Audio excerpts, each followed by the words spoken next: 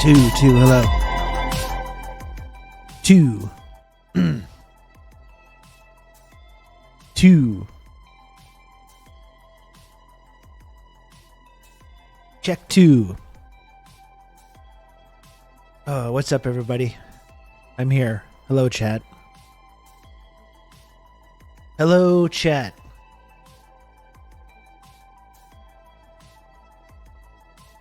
Chad, the chatster.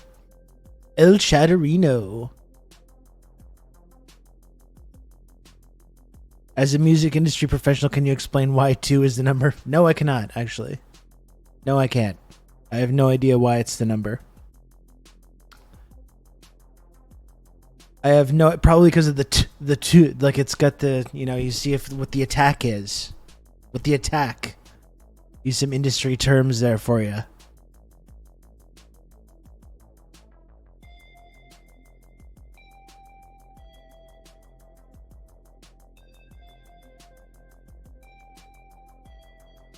Hang on, I'm gonna get my fan and aim the fan towards me. I forgot to do that. One sec.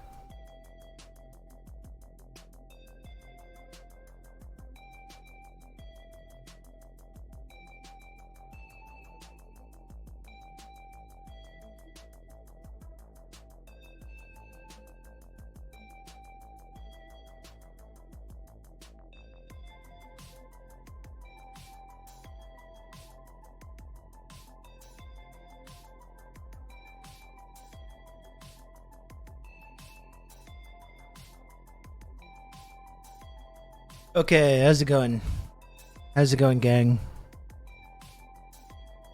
I didn't see that about Jonte Porter at Kijiji. I didn't see that. Probably should have thought about that prior to making certain decisions. I would say.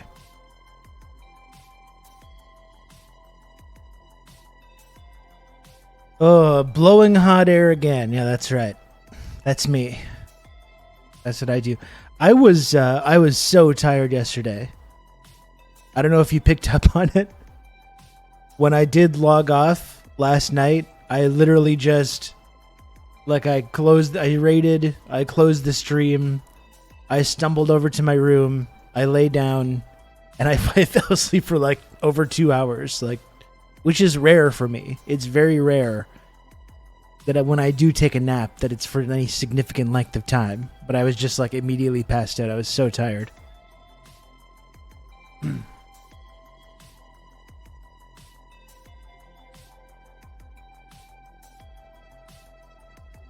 It is called living the life. And when I woke up from my nap, I ordered sushi. I ordered a big thing of sushi.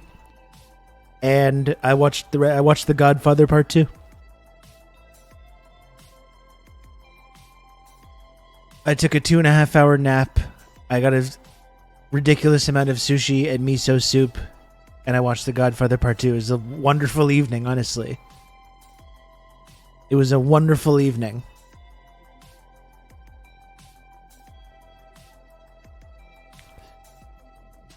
I am living it up. Listen, I've been solo parenting for quite a while this summer.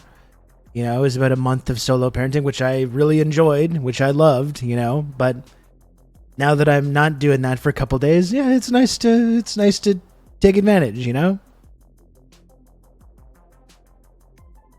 When the rice expands in your belly, the itis begins to take over, for sure, yeah. I mean, if I hadn't taken the nap, then I would have been asleep at probably 10. Did you like The Godfather Part 2, or did you find it insisted upon itself? That is I think Family Guy and Seth MacFarlane take a lot of flack. That is a very funny scene, though. It insists upon itself, Lois. But no, I didn't think that it insisted upon itself. I thought it was fantastic. I really enjoyed it.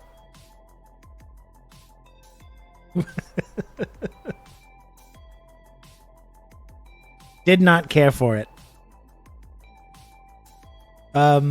Yeah. No, what a great arc too, the Michael Corleone arc as well. From the beginning of the first film to the end of the second film, you see how he's become totally transformed.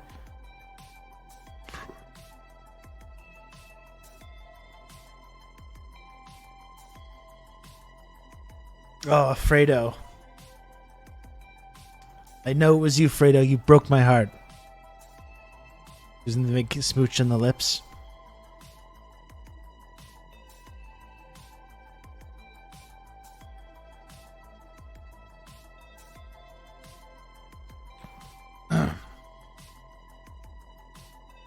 I love the beginning too, where that that good old boy senator is like being all insulting and rude to him. You're gonna pay this much. You're gonna bribe for this to get the casino license. And Michael's like, I gotta know. How about this offer? Nothing. That's badass.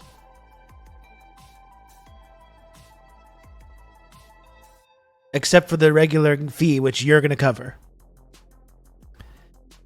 They want you to believe that good old Batista had mafia ties. Exactly. It's almost like they're suggesting that Cuba, prior to the revolution, was just this like backwater American colony run by the mafia, based on exploitation and gambling and all kinds of nefarious stuff. Can you imagine? That was when Cuba was free. Now it's not free.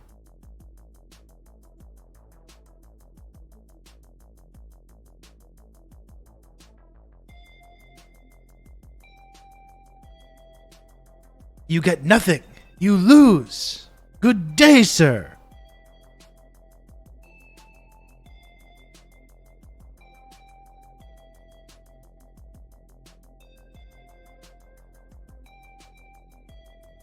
I really needed that Coke, I guess, because I just slammed that whole thing.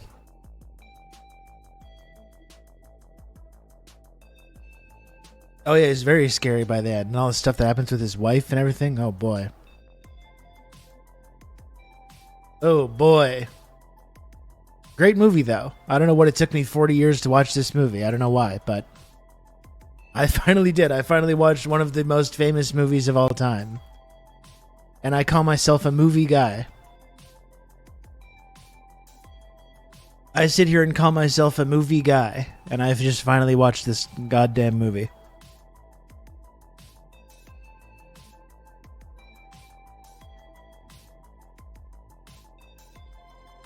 Oh, so that was my evening.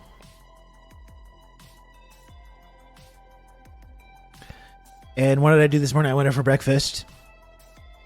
I did some errands, groceries.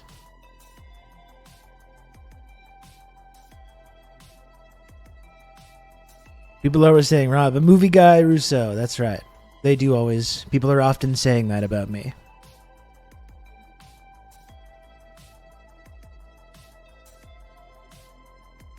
Many people say this about me. Okay, Lodan, look, I'm taking a screenshot.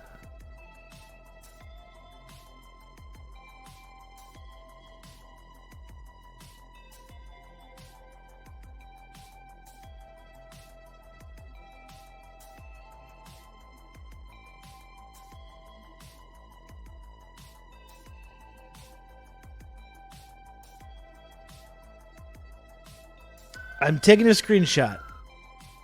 We got a siren going by as well.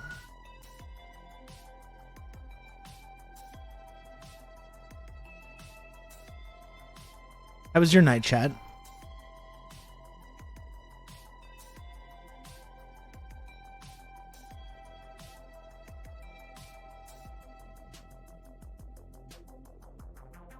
How was your night? When the $6 coffee made by a bisexual kicks in.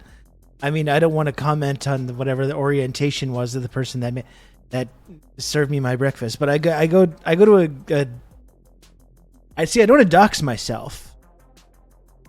It's not a $6 coffee spot though. It's a grimy lunch counter where I'm a regular. I'm one of the salty regulars doing banter with everybody. Okay.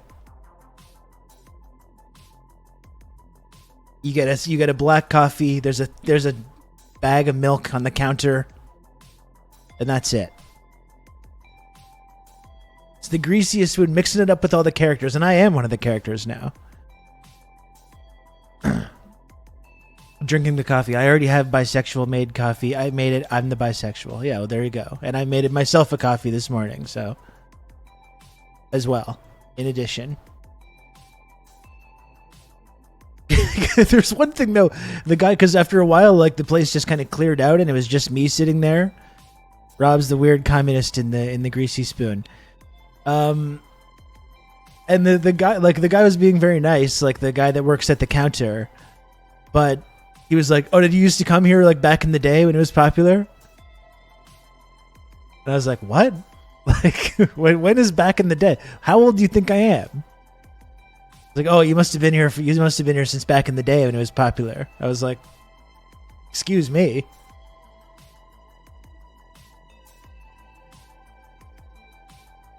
Back in the roaring 20s. Yeah, we're in the roaring 20s now. I was doing the Charleston. And it's like, well, maybe I was. Yeah, so maybe I did come here 20 years ago. Okay, fine, but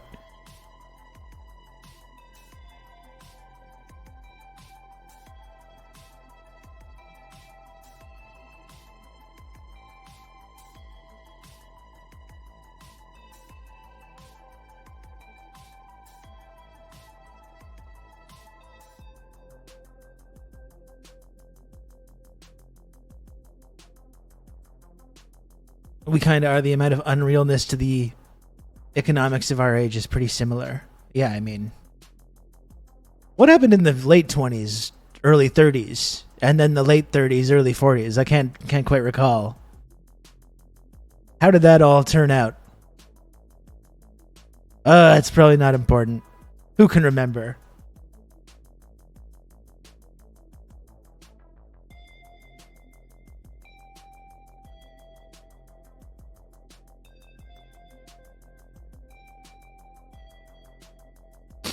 Nothing but sunshine and rainbows.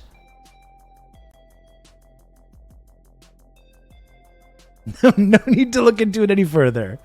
Let's not even think about it. Let's not talk about it. Let's not think about it. All right? No need to worry about it.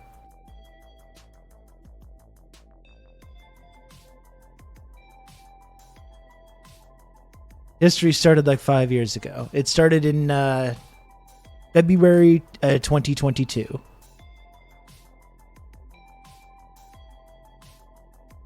History never repeats. It's just smooth sailing. Plus, we don't know it anyway. Exactly.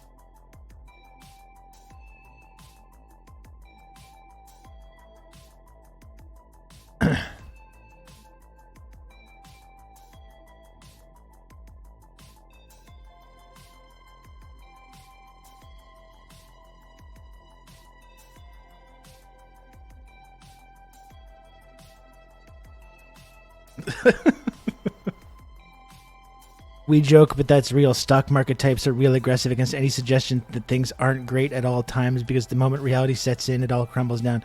It really is just like a magic trick, isn't it? It's like the economy is like a fairy. You just have to believe. You just have to keep believing.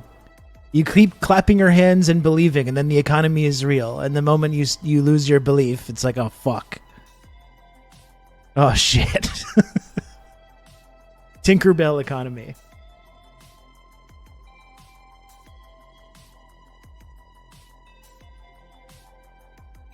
History started on 23/10/7, Rob, or you were raging at December. That's true. It's hard to keep track of all the different dates where history starts.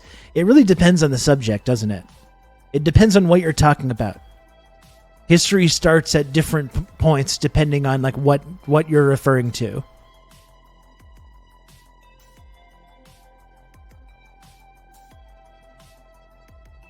It's sad it's all computers now. Those freaks on the floor with their papers were at least funny. It was crazy, like in the financial crisis in 2008 or whatever, seeing all the fucked up looking guys on the floor. You mean they don't do that anymore? They don't do that anymore? You don't have the stock market guys being like, ah.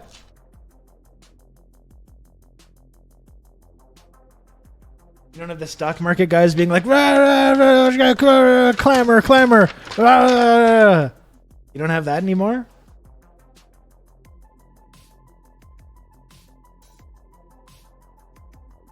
We must return.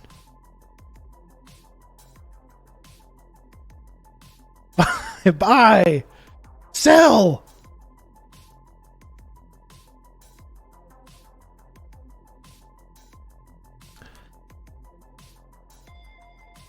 Collective solipsism is scary AF when everyone has a goldfish memory, I meant to say. It is scary.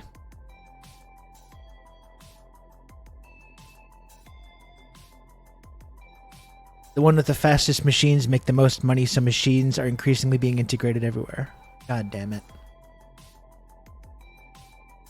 What are we going to be able to look at when the next crisis happens? We can't even look at the dejected stock market guys? We can't even have that. We can't even see the scenes of the dejected stock market guys. Going like...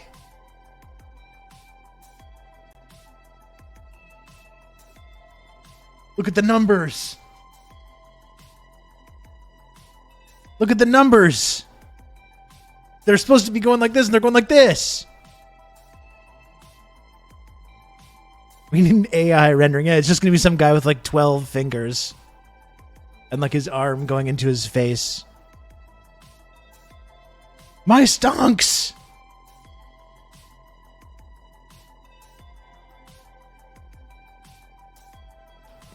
I keep having random food cravings. Fried chicken, meatball sub with provolone, just a can of refried beans. All those things sound pretty nice, actually. Maybe not the beans. Maybe that could be a side. Main character syndrome, but there's no prequel, sequels, lore. There's not even a script. It's basically all vibes-based, character-driven, and we get the test audience's disapproval without a chance to fix it in post.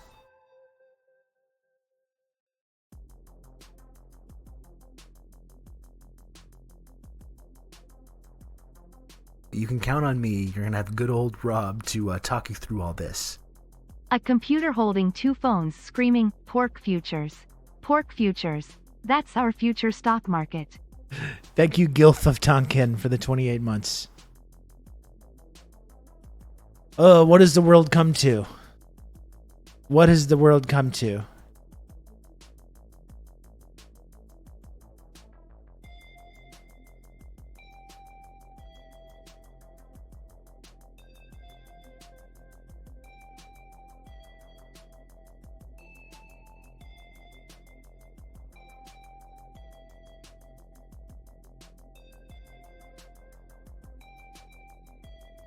Oh, shit.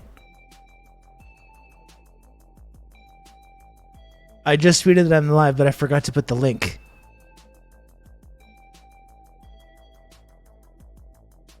I didn't put the link.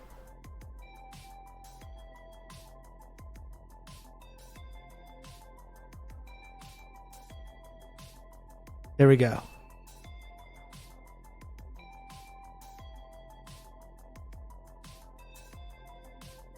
There we go. No, it's fine. I just followed up. I followed up with the link. You can count on me. You're going to have good old Rob to talk you through all this. Blurg. Thank you for the tier 1 sub. 3 months in advance. Very kind of you. Thank you, Blurg, for that. Very cool.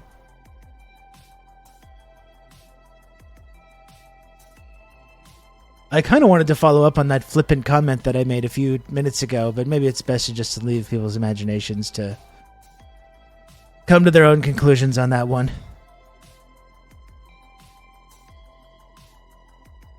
It's fun to just throw a little chum into the water sometimes, you know? Why not?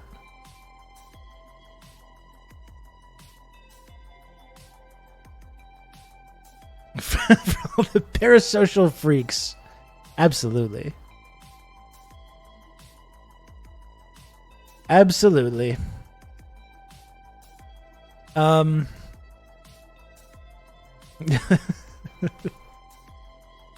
I don't know what more chit chat there is to do. It's like I'm so not used to doing this every day now, and I'm back doing it. I've already caught you up to my evening.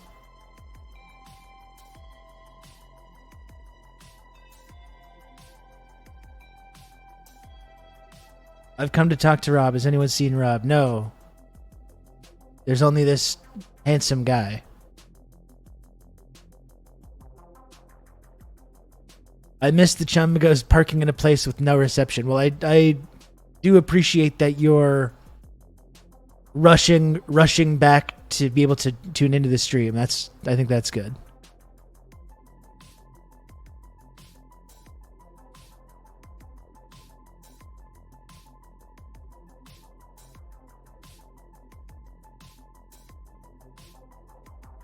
Oh, Dane, I gotta get all my synapses firing, though. This is what you don't understand. I'm getting my synapses firing right now.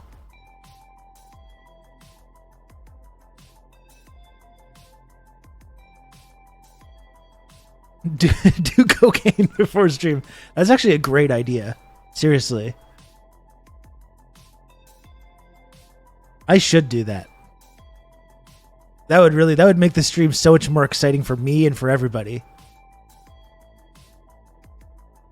The Storkin method, exactly.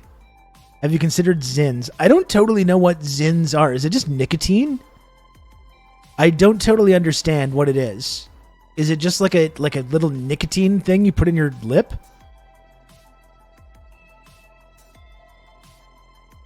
It's a little crack and a lot of nicotine. But I don't need... I don't smoke. I'm not addicted. Like, I feel like it would be stupid of me to get addicted to nicotine now when I've gone through my entire life so far, and while becoming addicted to a number of other things, have avoided ever becoming addicted to nicotine or smoking or anything like that. Why would I get through Zins? Like, not even this, you know? Not even looking cool with a cigarette dangling out of your lips. Which, I'm sorry, is just objectively cool. You know?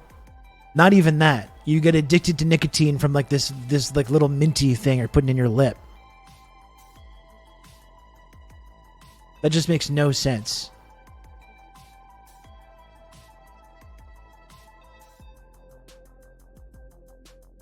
I do coke so I can stream longer, so I can get more subs, so I can do more coke. That's right.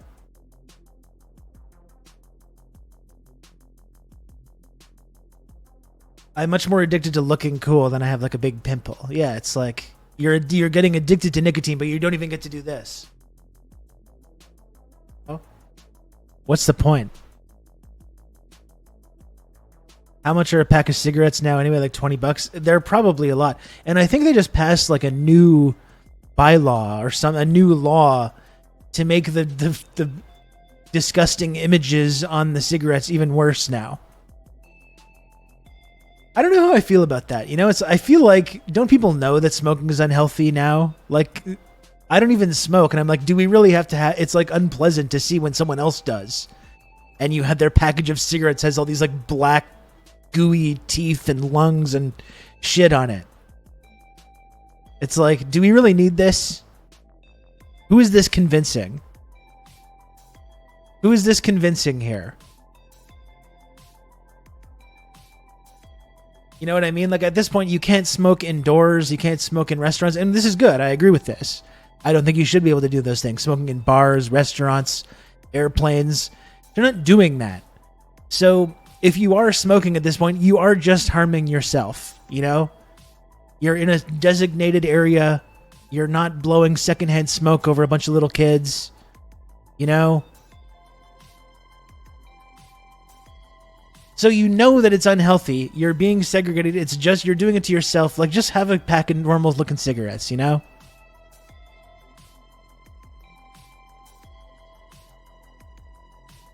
Not being able to smoke on bar terraces kind of sucks, though. I don't know. I mean, like, I like sitting on bar terraces, and I don't like having cigarette smoke blown in my face, so I imagine it sucks if you like to smoke, but if you don't, then it's actually kind of nice.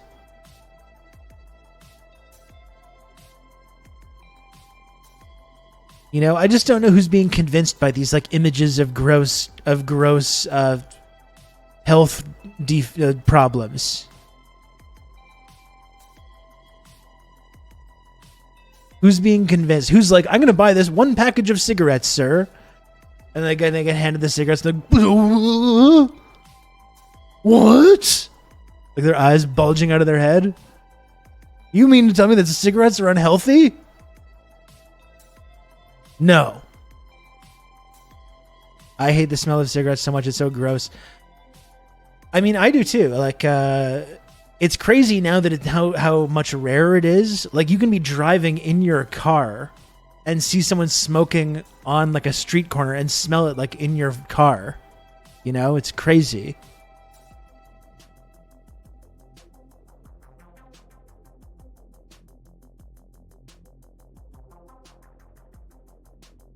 Like, I remember going out to bars in 2003 or 4 and just everyone would be blasting cigs inside. And you go home and your entire body, all your clothes, all your hair and everything just smells like cigarettes. The smoking sections of the McDonald's, you know? The McDonald's, that's the real nostalgia shit. The McDonald's with the little ashtrays.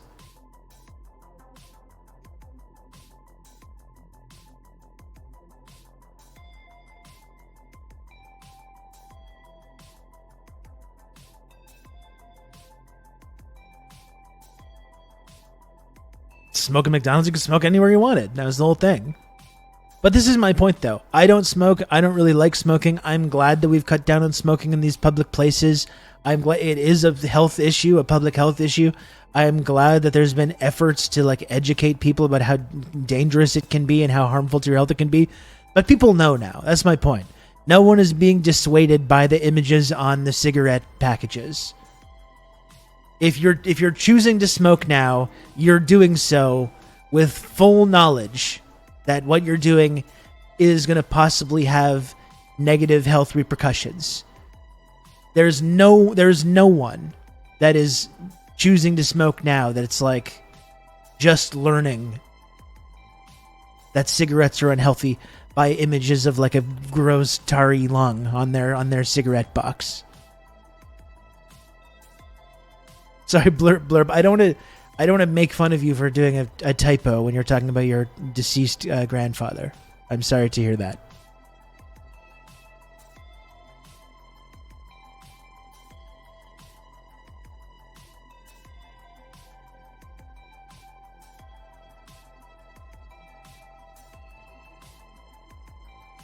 So I think we got to move on from this. We got to move on from the images on cigarette packages.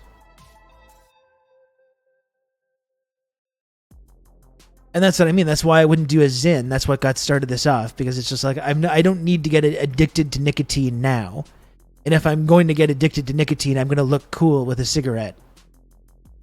Not this like little minty lip thing, you know?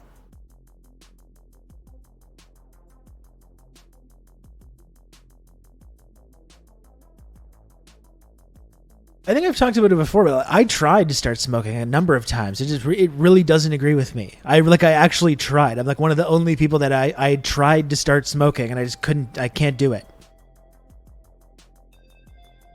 I can't do it. It's gross. I find it gross. I really tried.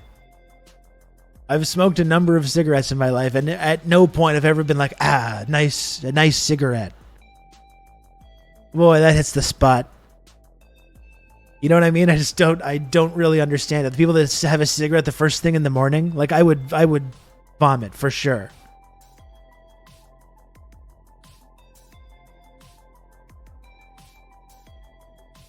You smoke weed? Yes, but although I don't really smoke analog weed anymore. But I also, even just smoking analog weed is very different from smoking tobacco and all the shit that's in a tobacco cigarette.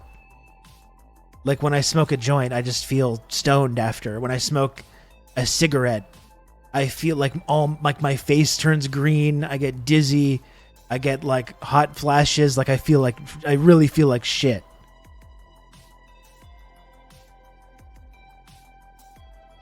Is that how you're supposed to feel? Am I just like missing something? Is that what it's supposed to do?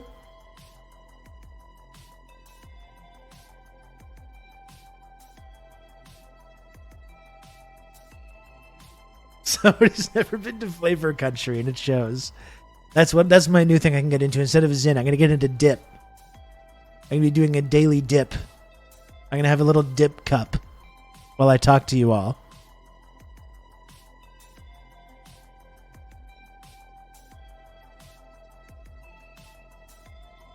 That's why vapes are better, can control dosing more. Yeah, and that's how I enjoy smoking weed today. We're in the future now.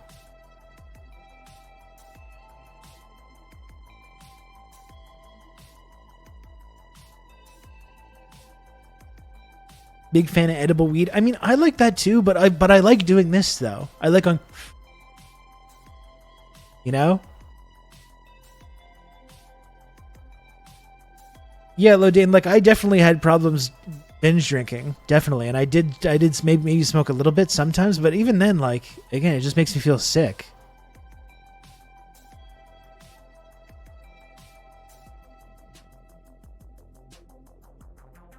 I absolutely love when it's raining at night, you know, and I go surveil my balcony and go and contemplatively blow a little cloud. Boy, that hits the spot. That's the good shit right there. We love an oral fixation. Yeah, I mean, yeah. Yeah, when you're in a noir. Exactly. The music ramps up. When I was 6, my mom's boyfriend told me he was eating candy. I ate a big old pinch of Copenhagen. Oh, no.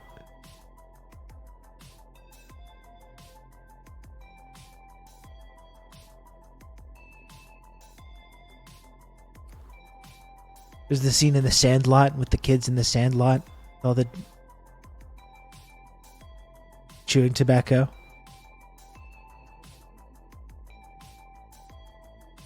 Husker, hello.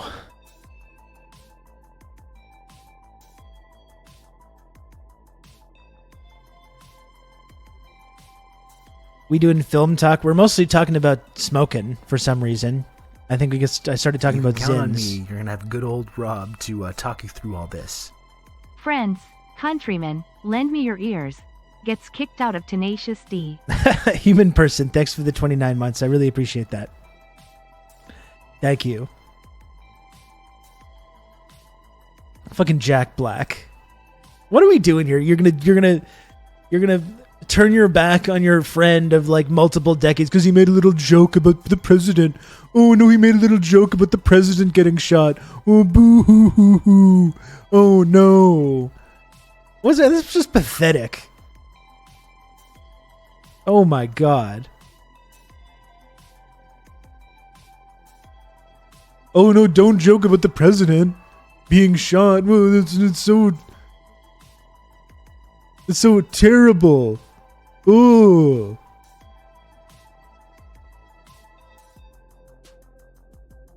A man almost died. Jesus.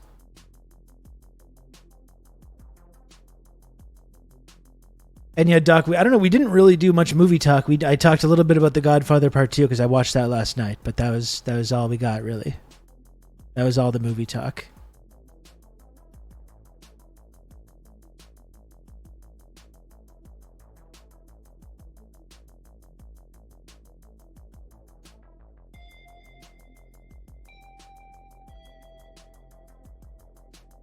His ear was hit by flying glass. Like, what are we doing here? Calm down. Well, Alexandra, that's one thing that my understanding was that like they had a whole like movie that had a whole scene that was like joking around about the president being assassinated. Like, am I wrong? We don't need to excuse Kyle's actions by mentioning it was a joke. He has every right to say it outright. Well, that's it. Do we live in a free country or no? Or a free society? You know? He's not saying, I'm going to go and do that. He's not saying, I believe someone watching this, I hope that they do it.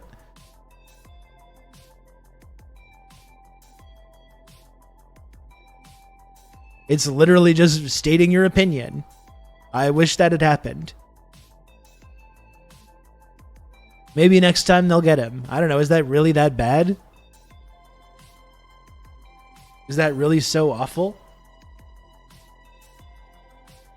I mean, it is interesting to speculate on, right? It's like the conservative movement has no one. Without Trump, they would have been completely rudderless, and they would have all turned on each other. I mean, this is just a thought experiment, right? It's just a thought experiment. But they have no one else to rally around. No one.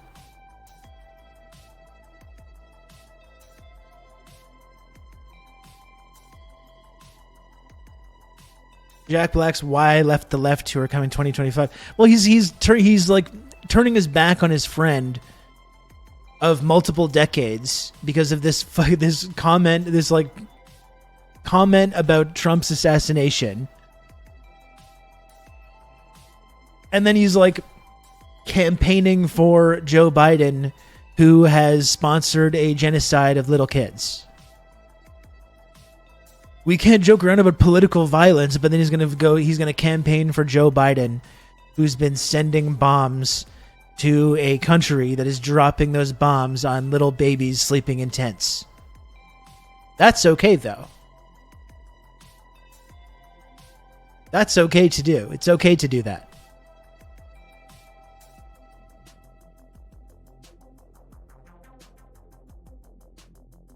Kathy Griffin did a photo shoot with a bloodied Trump dummy in 2016. Exactly. And like, it was the same thing. All these right-wing guys complained about that as well. And it's like, what? Who cares? Like, why are you so upset about this? It sounds like this screams wokeness to me when you're freaking the fuck out over comedians making flippant comments about the fucking president dying.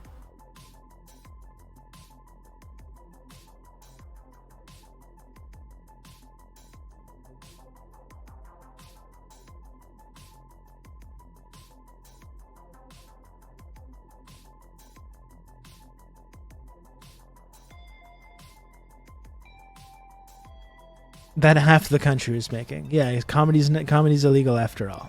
It's true.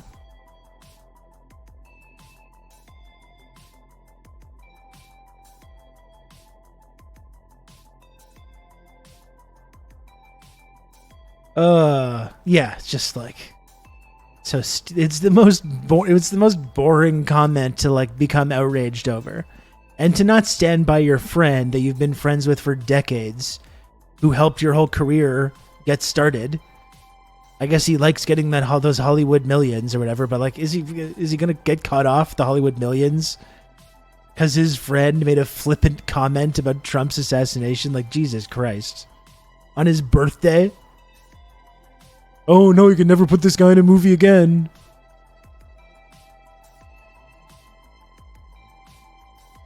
I can't believe he'd be so blasé, but a man almost dying. We're not friends. The show is canceled. I'm going to vote for Dark Brain Done. That's nice. Dark Brain Done is nice.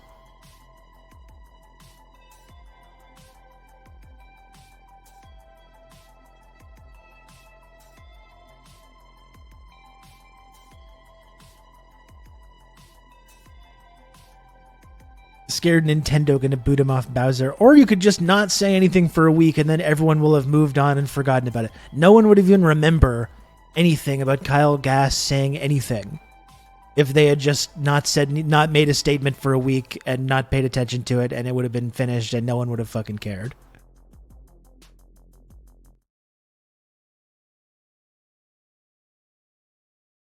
Republicans might for about 2 weeks, but they already think that he's like a satanic pedophile Democrat who supports Brandon anyways. They already think that. They already think that about him.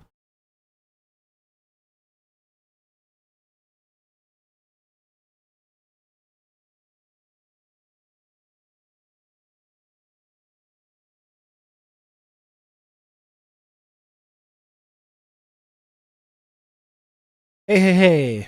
Christina, hello. Welcome. Welcome to the stream.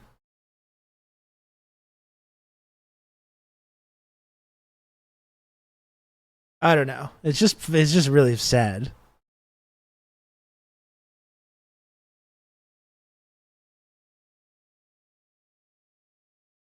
It has been quite a week. Yes, it has.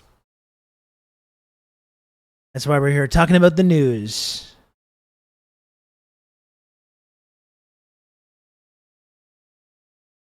What a loopy world we live in. You are right.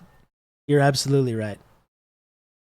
I could not agree more. It is loopy.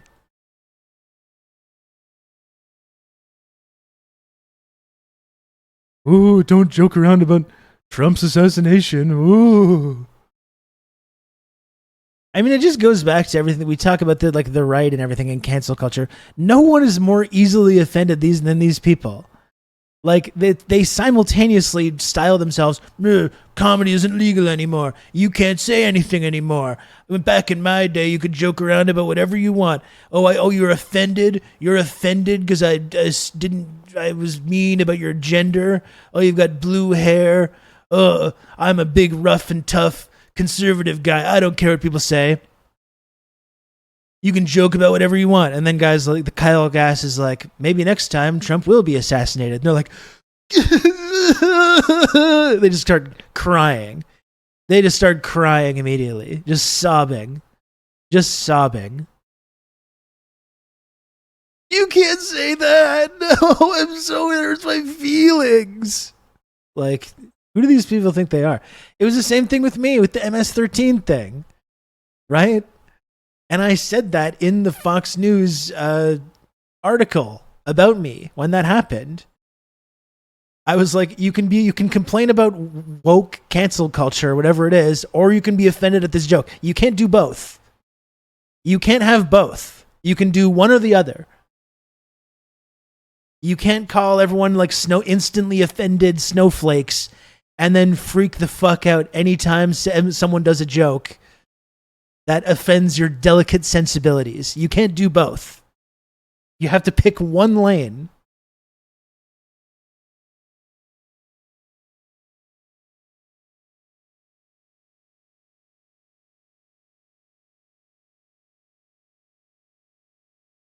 Did you see the clip of his comment? No, I don't think I did.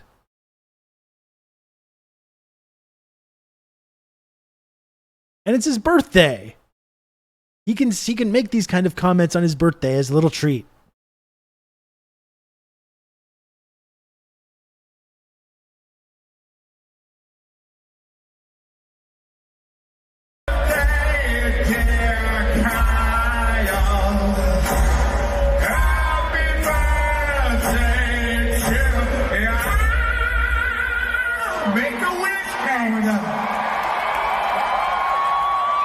Don't miss Trump next time.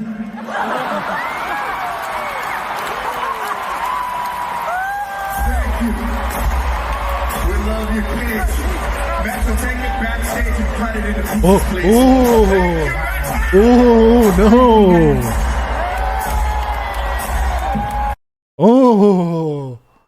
No. You can't say that. That's like terrifying.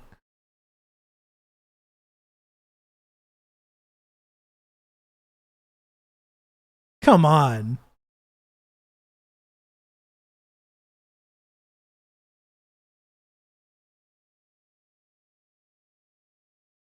Happy birthday, Kyle, my friend of nearly 40 years. Anyway, immediately throws him under the bus. We're canceling the tour. What is this going to do about the tour? The world tour? Yeah, that Bowser money.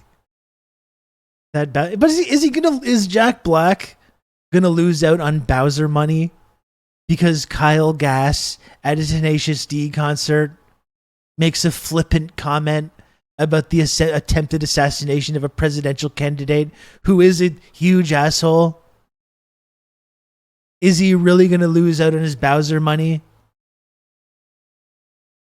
If he just put out a statement that says, like, why are people freaking out about this? It was just like a flippant comment. Who cares? It's not a big deal. He's really going to lose the Kung Fu Panda money and the Bowser money and the whatever money? Come on.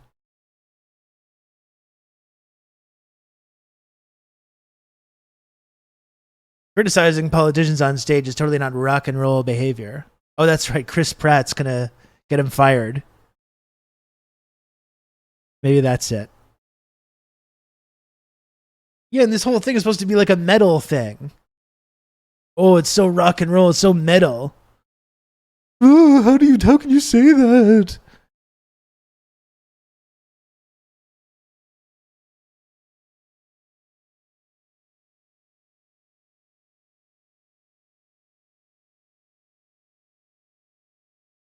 He had to distance himself because he just did Brandon shit and couldn't let his endorsement of Brandon be used as evidence of the bloodthirsty left. Well, then maybe just don't endorse Brandon when Brandon is historically unpopular, heading towards a crushing loss, and has been sponsoring a genocide of little kids over the last 10 months. That's on you, sir. That is on you.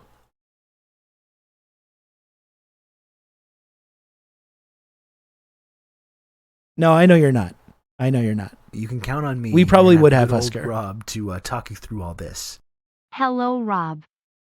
I probably would have stabbed a couple people in the back in that situation.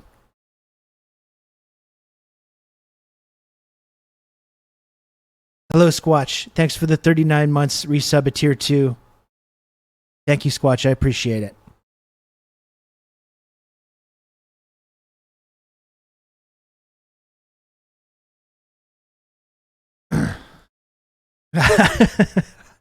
I would stab so many backs for Kung Fu Panda dollars. I mean, the Kung Fu Panda money would be nice. I'm not going to lie about that. But the thing is, he already has it, though. He already has the Kung Fu Panda money. This man is a multi-millionaire many times over. He's doing fine. He's okay. He's doing just fine.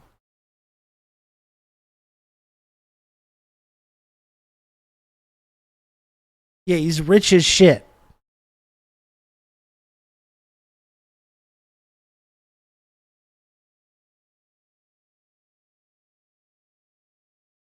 He made it a bigger story than if he did nothing. Yeah, that's definitely true. Yeah, he wants that Mario 2 money. Well, that's the thing. If you really think that your Mario 2 money is in jeopardy, then wait till that point comes and then be like, hey, I got fired from this movie because of something, a comment, a harmless comment that my friend made, and then cause a big controversy where you look like a hero.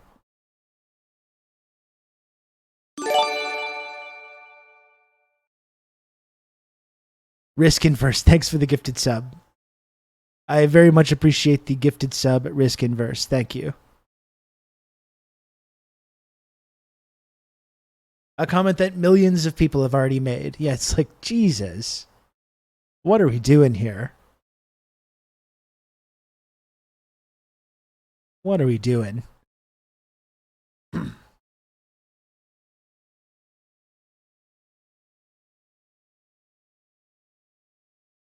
The fact that he was fundraising for Biden makes sense about his reaction. Well, no, I agree. I think that does make sense, but that's on him. You shouldn't be fundraising for Brandon in the first place.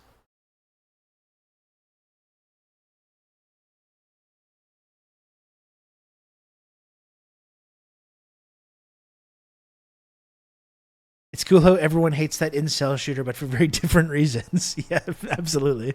Yeah.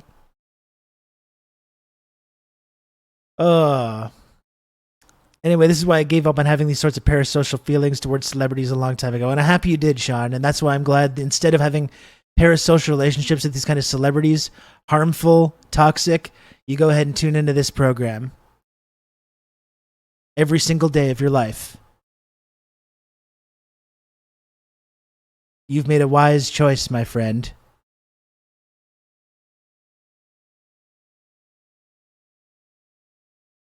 Did you see the Biden fundraising mailers that said, name, help us finish the job? They had to immediately cancel.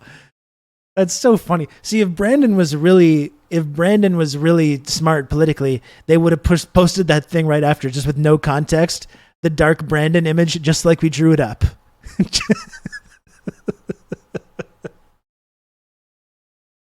Immediately afterwards, with no explanation. Boy, I thought you guys liked to joke about this kind of stuff.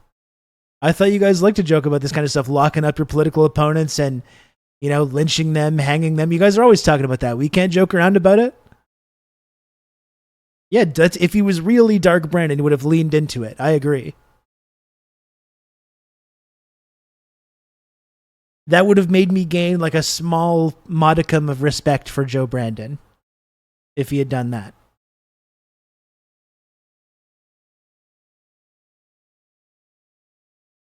Ugh.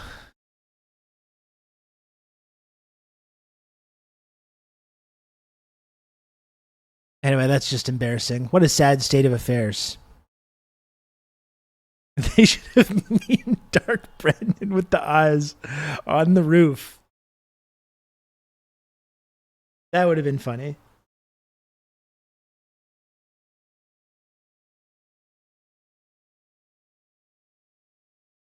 The new Tenacious D single just dropped. What is this?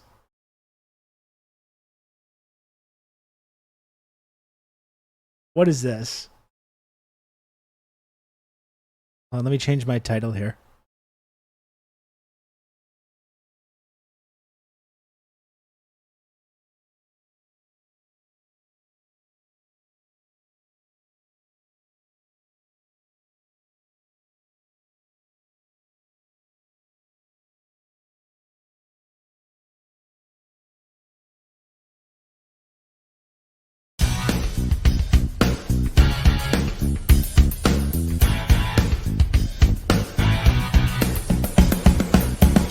RESPECT, respect authority, OBEY, obey authority, come on, come on.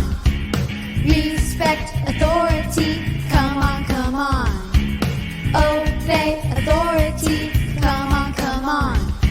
Authorities are here to help you do what they say, and everything will be okay, come on, come on. Respect authority, come on, come on. Obey authority, Jesus has authority in your life when he's Lord of your life. So if you listen and obey, success is yours today. You will be okay. RESPECT, respect authority, obey authority, come on, come on. Respect authority, come on, come on. I don't know if they're playing these instruments live. Obey authority, come on, I think there might be some come on. movie magic happening here. Authorities are here to help you do what they say, and everything will be okay. Come on, come on. We waited till the golden hour to do this one. Authority, come on, come on. Obey authority, children. Listen to what your father teaches you, and respect your mother's teachings too. Honor your father and mother, then the Lord will give you a long, good life. Students, obey school rules, respect your teachers, and listen to their teachings. They are here to help you This shit does not rhyme. and grow up to be successful. But first of all, hooray for all who are in authority, so that we can live in peace and happiness. But first of all, hooray for all who are in authority, so that we can live in peace and happiness. Yeah, the drums are not on time at all. RESPECT, Get back to practice. respect authority, obey. Clearly not playing along. Obey authority. Do you even know how to play those drum pads? Respect authority, come on, come on.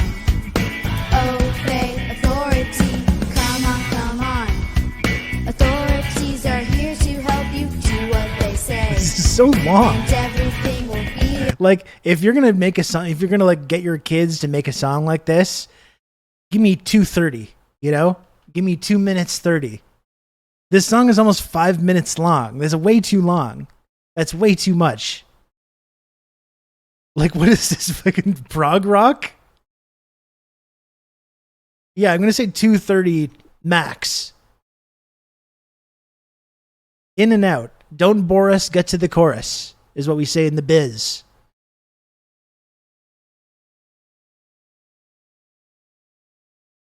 I am still going to watch the rest of it, though. Come on. Respect authority. Clearly not playing. Come on. Oh, Pray miss. Oh, there we go.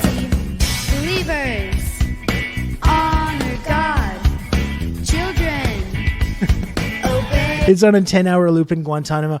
I'm trying to think about like how long you could get me to admit to anything of just playing this. Like probably after the first 10 minutes, it's like whatever. I can do this for a while.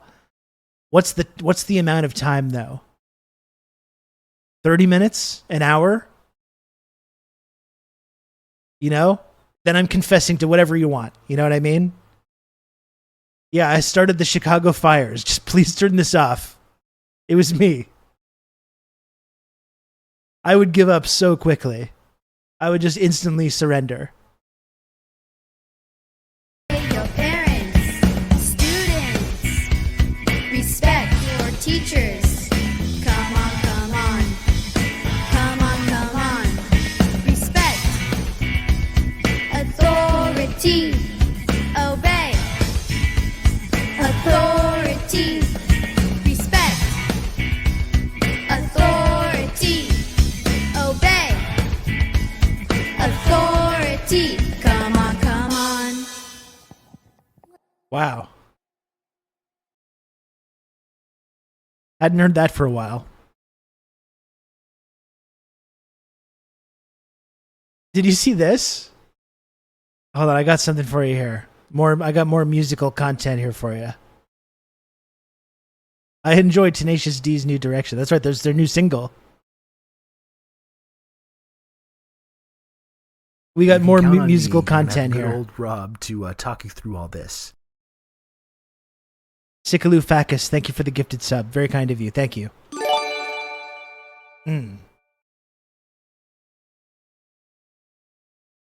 Did we see this one?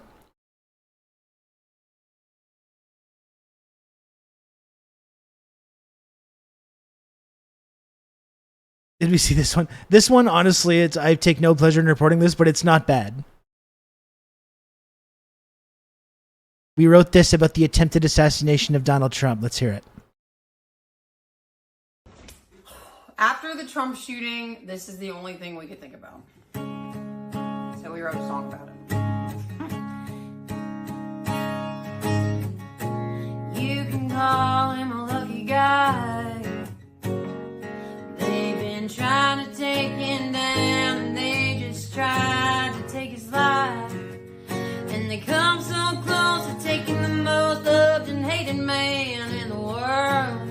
They're all saying their shot was missed, but I think it's more like this. There ain't no arrow, there ain't no gun, The harmonies are kind of there nice. ain't no weapon made by man that could ever shoot straight enough. And the devil keeps on trying, but there ain't no denying that the man upstairs has a plan. And I believe he's got his hand on that man. If that had a big production, I feel like it would be not that bad. Like this is just this is just off the recording with a phone or whatever. If you get these two in the studio, I feel like you could have something with that. I'm just giving ideas to like the right wing grifters out there, right? This could be the next Oliver Anthony if someone jumped on this now. Yeah, that's what I mean. Where's the Richmond, north of Richmond PSYOP people?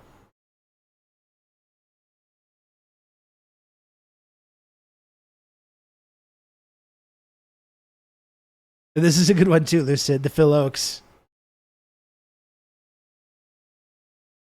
How did liberalism even survive that song? Like Phil Oaks had their number. Phil Oaks had their number decades ago. How does anyone continue to call themselves a liberal after he completely decimated the entire ideology with that track?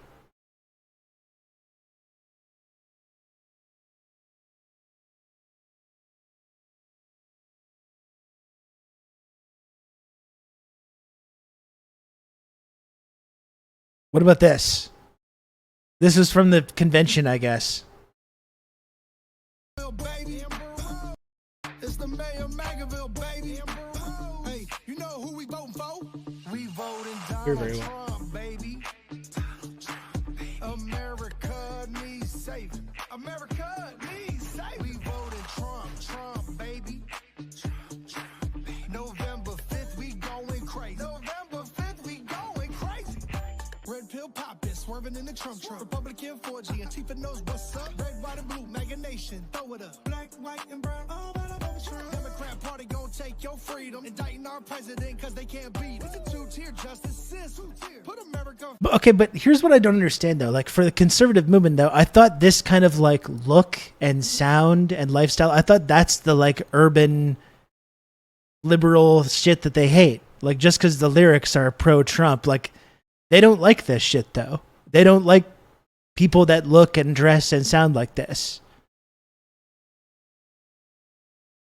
Like what is at the Republican National Convention? They're really like, oh yeah, this is the guy we want part of a movement. They don't like this guy. They hate this shit. Who is this for?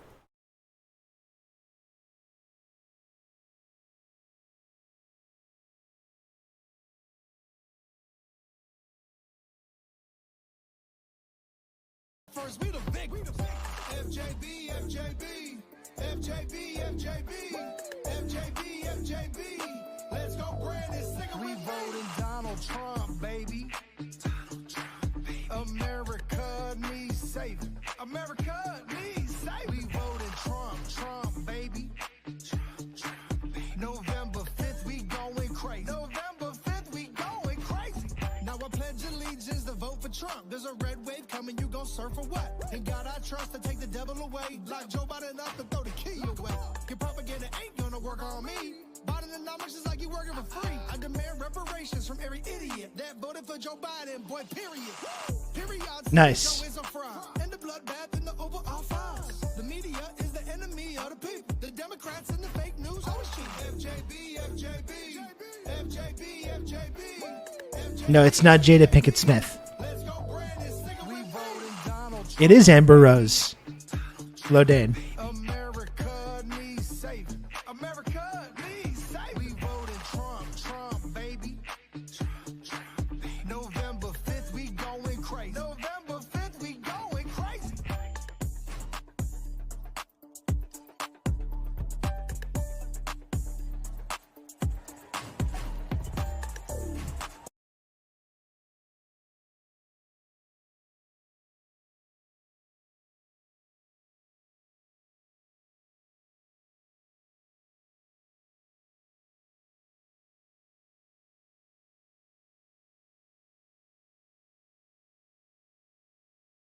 Casey thought I was making it up.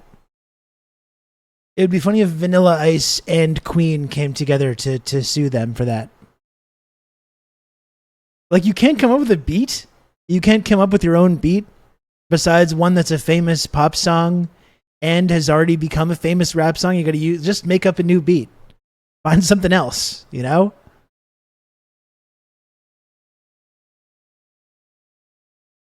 Yeah, Vanilla Ice is probably a Trump guy. It's true.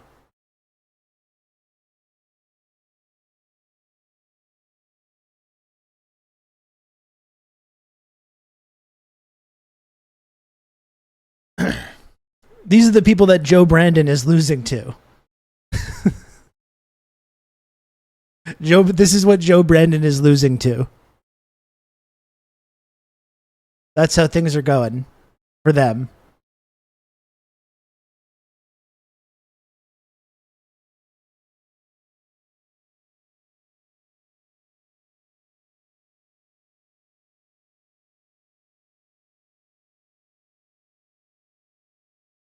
Losing to or conceding to? I don't know. I mean, what's the difference?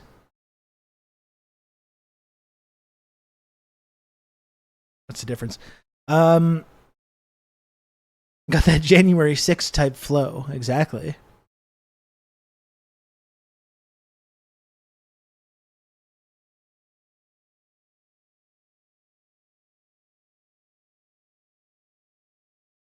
They both look so uncomfortable in the freeze frame. It's true. This is the. I just showed up to my first day at Standing Normally School, and these are my professors. Oh shit.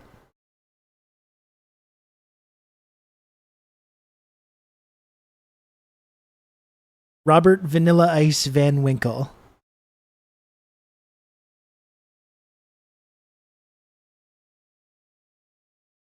I think I'm going to hang on. I'm just going to get a glass of water, folks. I'll be right back. Okay? I'll let you all watch this again. Hey, you know who we voting for? We voting Donald Trump, baby. America needs saving. America needs saving. We voting Trump, baby. November 5th, we going crazy. November 5th, we going crazy. Red pill poppin', swerving in the Trump. Republican 4G, Antifa knows what's up. Red, white, and blue, MAGA nation, throw it up. Black, white, and brown, all about a vote Trump. Democrat party gon' take your freedom. Indicting our president cause they can't beat him. It's a two-tier justice system. Put America first, we the victim. FJB, FJB, FJB, FJB, FJB, FJB. Let's go grab this cigarette. We voting Donald Trump, baby. America needs saving. America needs saving. We voting Trump, baby. November 5th, we going crazy. November 5th, we going crazy. Now I pledge allegiance to vote for Trump. There's a red wave coming, you gon' surf for what? In God I trust to take the devil away. Like Joe Biden up to throw the key away. Your propaganda ain't gonna work on me. Bidenomics is like you working for free. I demand reparations from every idiot that voted for Joe Biden, boy, period. Period.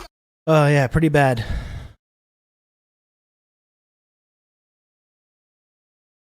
Pretty bad stuff.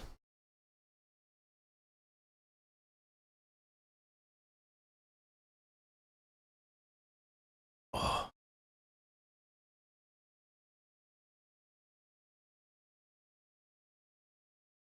The levels of cringe are so I didn't realize they have a cyber truck in there as well. Yeah. Elon probably paid them. And the Cybertruck is so ugly they don't even want to show it in the video. It's there it is in the back. It's barely even oh there we go. Oh god. Oh god.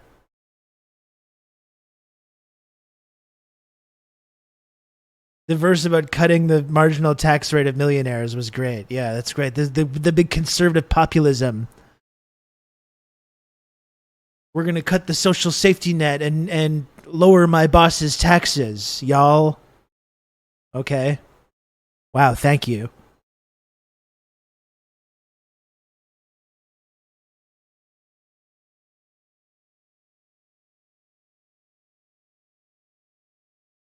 That's so counterculture. Exactly. That's why you got JD Vance on there. That economic populist message about lowering your boss, making sure your boss and your landlord make even more money.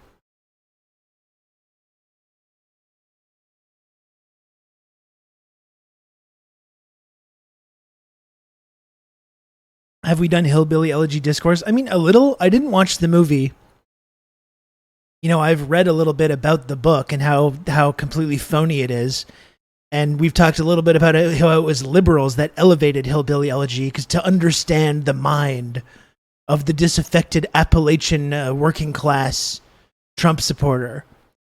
They liberals propped up JD Vance as some fucking genius that can explain to them how could this have happened? How could we have lost to this guy? We just don't know. Help us, JD Vance.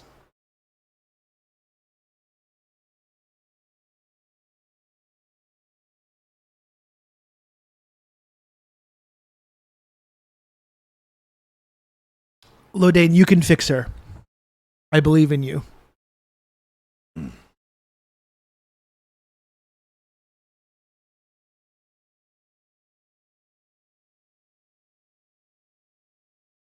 What is this?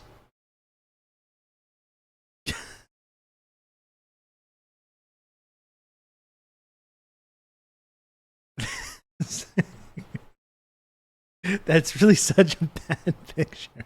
Is this a real picture or has this been like distorted somehow? This man posting AI images of himself looking cool. That's the mark of a truly cool dude. when you're posting AI images of yourself in order to look cool. Because when you actually try to look like that, you look like this. This is really like this is like a when I take the picture myself versus when other people take pictures of me feeling that I'm dysmorphic feeling that I get. I'm taking selfies myself and I'm like, oh boy, I look great today. I look really cool. And someone else takes a picture of me and it's like, gah! What the?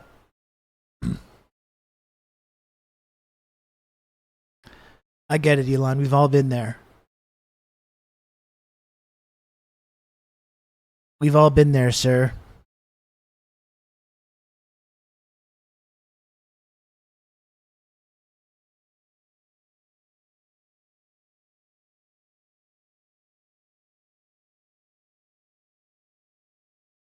Did Adam, yeah, Schiff calling on Brandon to drop out. That's not new, though, is it? I think he was doing that already. Brandon just can't do it. Like, he can't fucking do it. He's getting worse. He's getting worse by the day. He's literally getting worse by the day. Look at this shit. Have you seen this? Did you see this? You heard about this? I know you say, Joe, you may not have a Congress. Well, guess what? You all told me I couldn't pass the Inflation Reduction Act. You all told me I couldn't face it. Anyway, we did it. We're going to bring rents down, as I said. We're going to build 2 million affordable homes. And cap rent increases of 5% a year so corporate landlords can't gouge. Anyway, I don't want to get going. I'm going to get very upset. But there's gouging. He can't do it. And by the way, not only saves lives, it will save taxpayers. Just what I did on the first round on dealing with Medicare. It saves the taxpayer $160 billion because they don't have to pay these exorbitant prices to these anyway. He can't do it. Like, he really is. He really is getting worse every single fucking day. He cannot do it. And that's his whole thing now, is just whenever he gets confused, he says, anyway, that's supposed to be like, that's supposed to make it better. Anyway.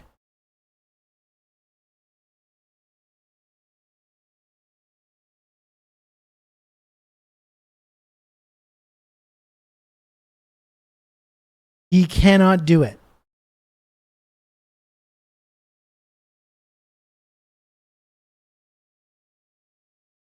To these, anyway, is how I'm going to end a sentence when I refuse to elaborate. I mean, it is kind of a power move.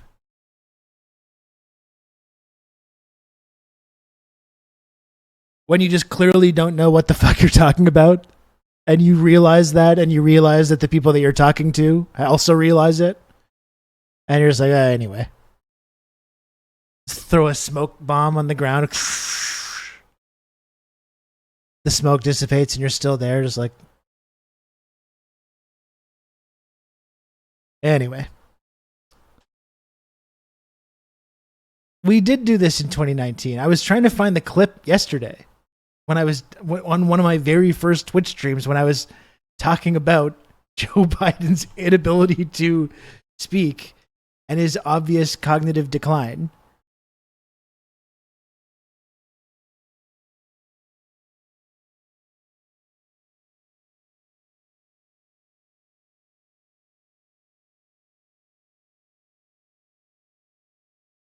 Yeah, this is when he's trying to read the teleprompter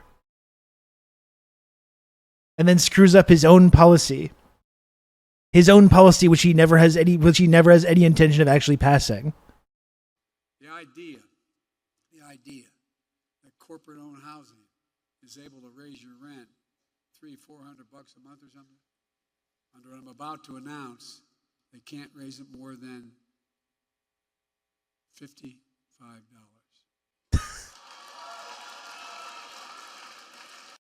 The idea. Hell yeah. Own housing is able to raise your rent $300-400 a month or something. Under what I'm about to announce, they can't raise it more than $55.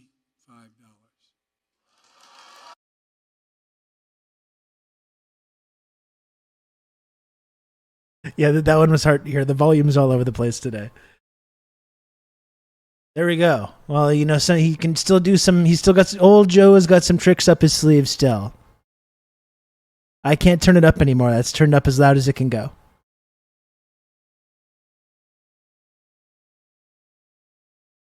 No, there was sound. There was sound, all right, baby.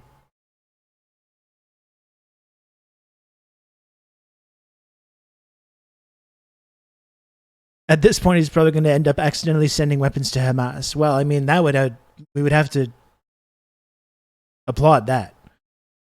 So either Trump wins bigly or Biden scrapes by and Kamala tags in like Ford did for Nixon. It's becoming increasingly difficult to imagine how Biden pulls that off. Like, it really is. Like I've said many times, I don't really want to make big predictions. I've been loudly and confidently and publicly wrong before. Maybe Brandon can still somehow do this, but like, it is really becoming, it's when you look at the polling as well, it's increasingly difficult to imagine. It seems like all the leaks coming from the insiders, like in the Democratic Party, all agree this as well. Agree with this also. He'd get my vote, and if he did that, and the $55 rent cap.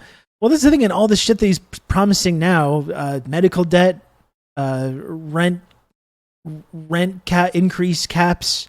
He's talking about the Supreme Court now. Oh, now if you reelect me, then I'm going to do something about the like openly, obviously corrupt, reactionary Supreme Court. Then I'm going to do something. Perhaps you should have done that 4 years ago, when this was still clearly a problem and everyone was saying, you got to do something about this. And they said, no, we're not going to do anything. Now, if you reelect me, then I'm going to do these things. Now, if you reelect me, then I'm going to cancel people's medical debt. I'm going to put these rent increase caps. I'm going to reinstate the child tax credit that we got rid of earlier. I'm going to do this and that and that. But like, why would anyone believe? Why don't you just do that now? Just do it right now. And you'll win. Just do that shit now and you'll win.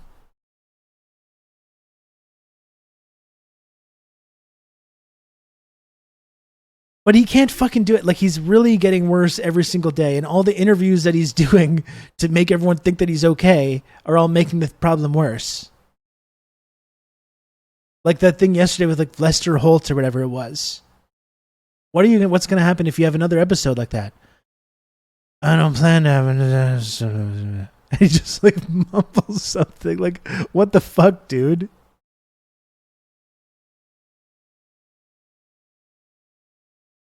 Jesus. I don't know. He cannot do it. He doesn't have it.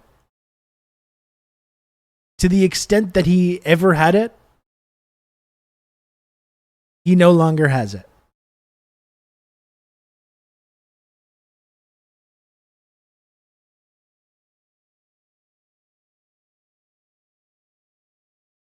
Here's a clip from the RNC that I had saved. I don't even know what this is, but let's look at it. Bottom line to every single thing that's going on in this great country today is one thing. We become totally unhinged if Donald Trump is not elected in November.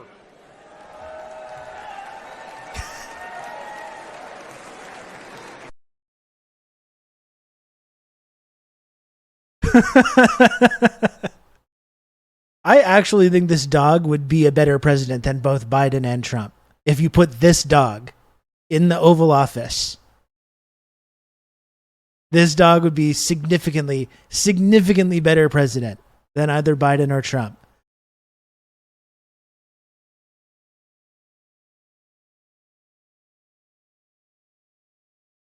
You know? More like the Oval Office. And I wanted to get to a comment here from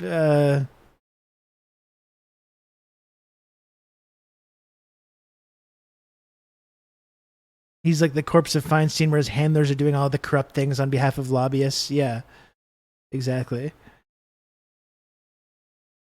Yeah, and now you have Bernie and AOC hitching onto the sinking ship, allowing them to blame progressives again. Exactly. The political geniuses. They're building power. They're building power within the party. They're attaching themselves to this sinking ship in exchange for a bunch of promises that will not happen. Great job. God, I want to have the eternal sunshine procedure to have that fucking insipid ContraPoints quote removed from my brain permanently. They just want to critique power. They don't want to build power. Oh yeah, they're doing such a great job building power. Yes. That's just going swimmingly. Whenever you criticize the Democrats or you criticize the people that are trying to work within that system, you're not letting them build power. Oh God. So much has been accomplished with the power that's been built.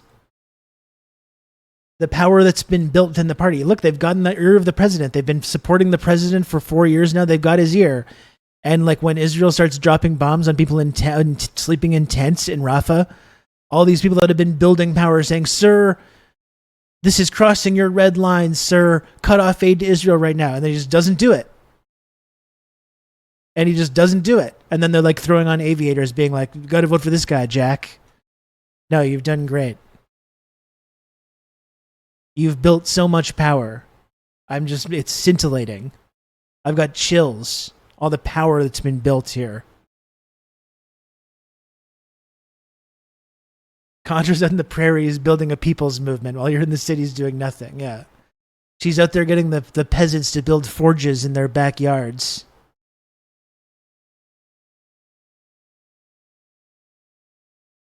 While we're just sitting here yapping.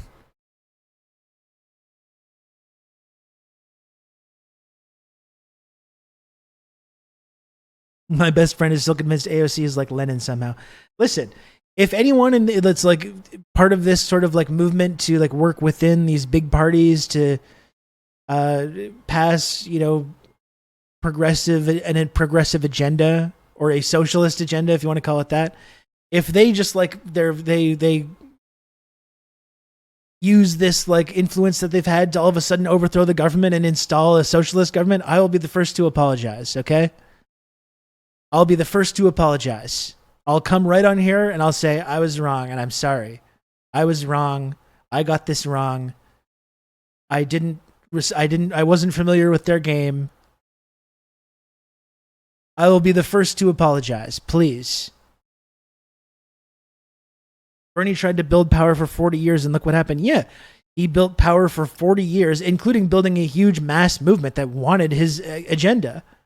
And then he had all this kind of influence with the Democratic Party as a result. And he endorsed Biden in exchange for having a seat at the table.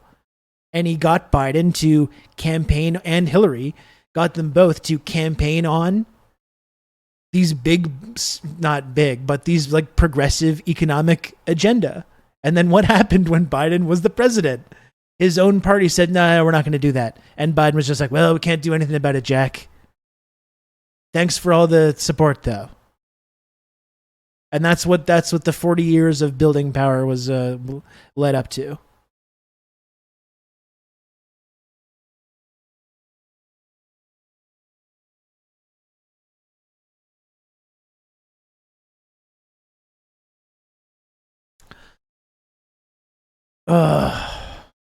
I do like this dog, though. We're not even going to pass Build Back Better, Jack. That was just to get all the young people to shut up. We never had any intention of doing any of that shit.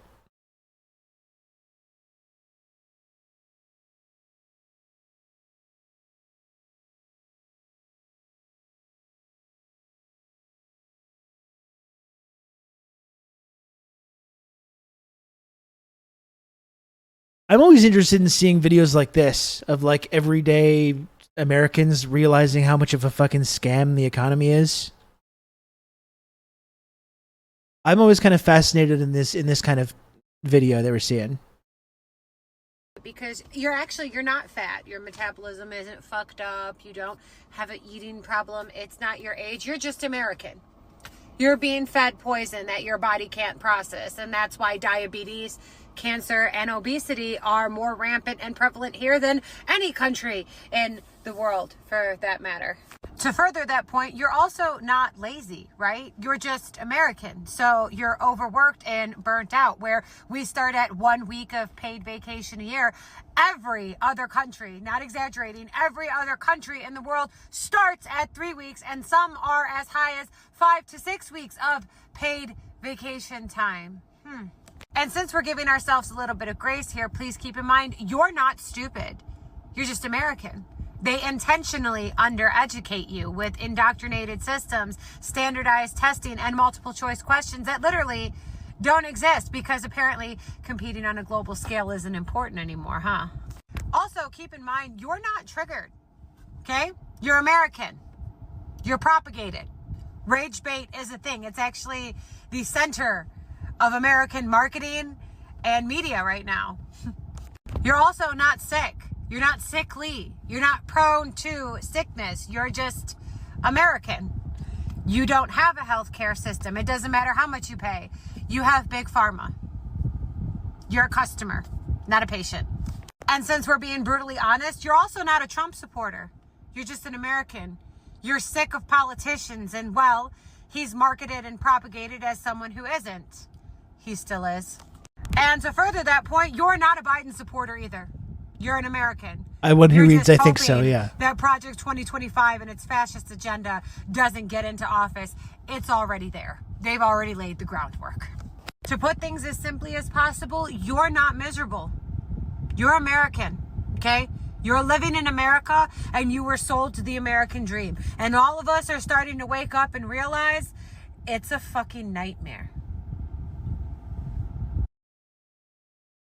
This one is quite lower funny. Middle class and cannot Shit. afford a Sorry. I like this. class and cannot afford a pool. I am definitely lower middle class and cannot afford a pool. So when a lot of people see us enjoying our pool, they ask, how did you afford that? You don't make no money. And it's the truth. We don't make no money. So I'm here to teach everybody how you can put a 60 by 30 in-ground pool with no money. Ethically, a lot of y'all aren't going to agree with this, but it's the truth of it. After we seen the way our finances were dramatically inflated this year, we decided we didn't care no more. We used to keep up with everything. We used to keep up with our credit score, our bank account, make sure everything was real adult and responsible like. But at some point you come to the conclusion that if they don't care about you, why do you care about them? So what we did is we financed this pool around $60,000, and then we decided we ain't paying it. What are you gonna do about it? Do they call us every day? Yeah, I tell them it's right here, come get it. What are you waiting for? When they call back again, I tell them I said it's right here. What are you waiting for? Come get it.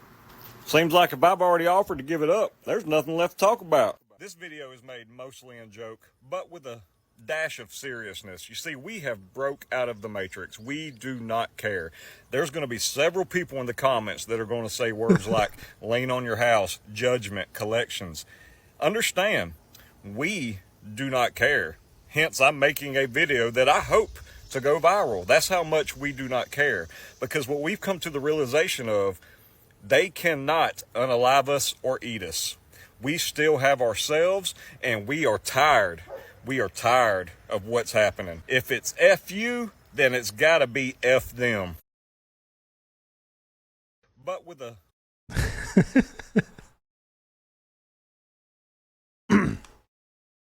No, the economy's going great, though. The economy's in great shape. People are doing really well. Look at this.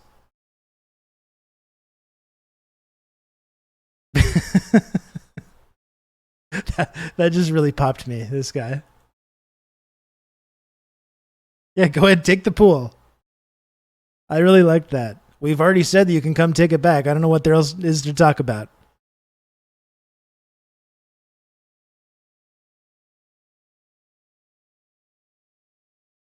And this is not, as this man makes clear, this is not financial advice. I'm not giving you financial advice, but I do think it's interesting to just sort of like see what the average person is kind of going through right now and coming to some of these realizations and the way that they're processing that.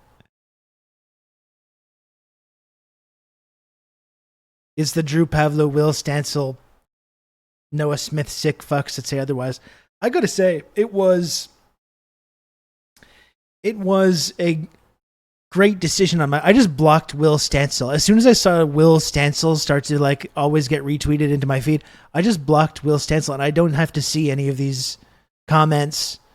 I don't have to see any of the takes. I don't have to see him like browbeating people about how great the economy is. Any of the shit. It's just great. You know? You don't have to. You don't have to look at that shit.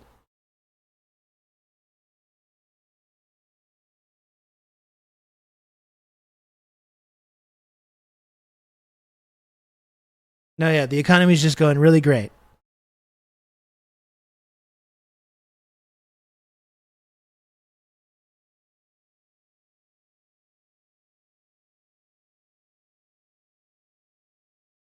We're doing the Gilded Age now. Anyone can hate this economy. And if Trump does win, I mean, that's going to be turbocharged. Whatever semblance of like an economic program that doesn't just funnel everything to the wealthy and do everything for the wealthy is going to be gone.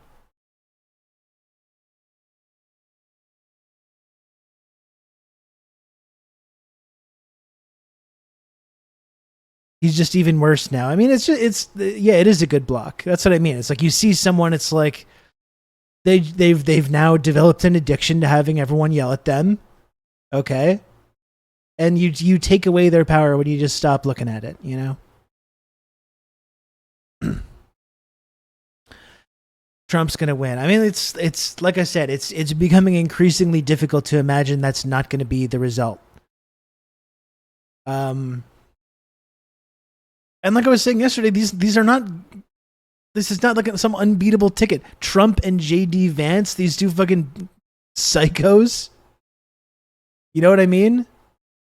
Like it's extremists. They have unpopular ideas. They're not charismatic, really. Well, Trump is quite charismatic, obviously, but like, this is not this like, oh, we can never hope to defeat these guys. Like they fucking suck. Trump is hated by millions of people. He's not unbeatable. If they lose to them, it's honestly just pathetic.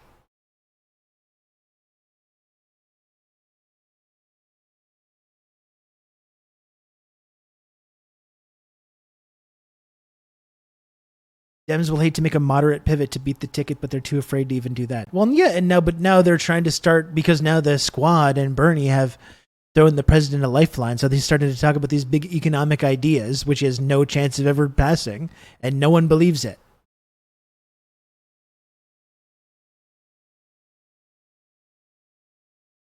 No one believes it. Unfortunately, moving to Canada is only putting off the U.S. situation by like 6 years. Maybe. I still don't know what's going to happen with that, even though it looks like a conservative wave the next election here. Pierre Poilievre is just a huge dork. He's a huge dork. He has no charisma. He has bad ideas. And I think probably they're going to put together some kind of like Hail Mary to hold on to power, which may end up benefiting some people. So it's certainly not the socialist utopia that people think it is. No, it is not. We're all moving to Montreal. People should move to Montreal. It's one of the greatest cities in the world. It's one of the greatest cities in the world. I think you should move here. I encourage everyone to move here or just visit.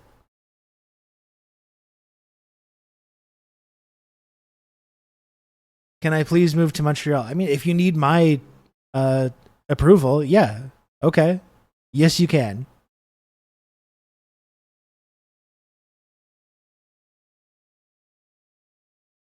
What would be worse, Poilievre or a Freeland government? I think definitely Poilievre, but like it's just... The foreign policy would be the same, which would be a disaster. Freeland would have a modicum of like liberal spending, and Poilievre is just full austerity, reactionary bullshit, you know?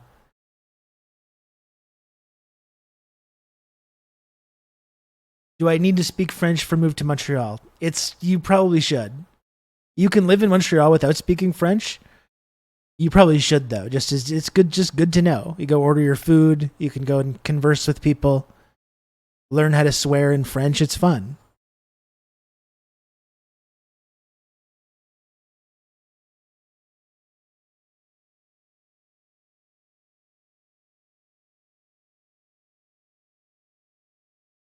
I encourage people to do it. Does Duolingo have Quebecois? I don't know. It should. It should. And I got owned on this because I thought this was a Quebecois thing, but really it's an Acadian thing. Well, they accept my Acadian French, regime filled. I was just going to put on this video. I got owned because I said this was a Quebecois thing and it's Acadian. But this is how many people do talk in Quebec, though. It may not be a Quebecois thing. It may be an Acadian thing instead.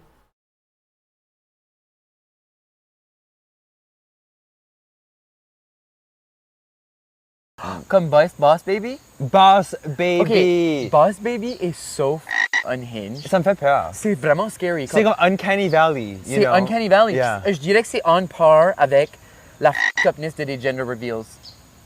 Okay. Because t'as un bébé. Capitalist bébé. Capitalist bébé habillé dans une suit en train de runner une compagnie de spa. Like, I don't even know the plot. J'ai jamais vu. But l'idée que tu projettes un bébé as an adult, c'est weird. Tu aurais projeté l'image que le bébé, comme ton image de quoi ce que ton bébé va être. I hate that. Also, quoi, tu Gaga veux que ton bébé soit un finance bro?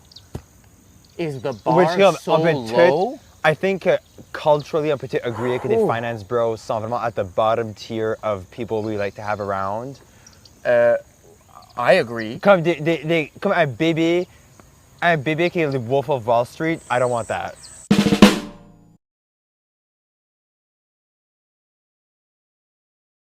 The French teacher at my high school was from France, didn't think highly of the Quebecois. What's that about? Well, French people from France are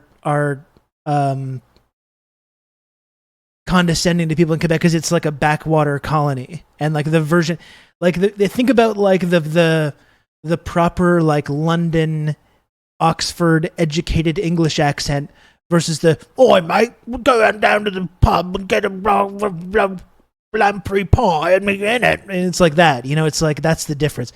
It's like this like backwater colony dialect which they look down on. Apparently there's a lot of Montreal is being like taken over by French people from France, the bad French people. There's whole neighborhoods in Montreal now that are being taken over. They're being colonized.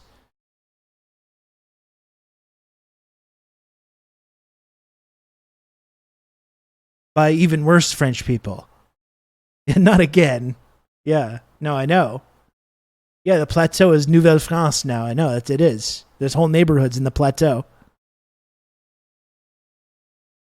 Does Montreal have a little Paris? It kind of does now. Yeah, there's whole neighborhoods now in the plateau area that are being bought up by French from France.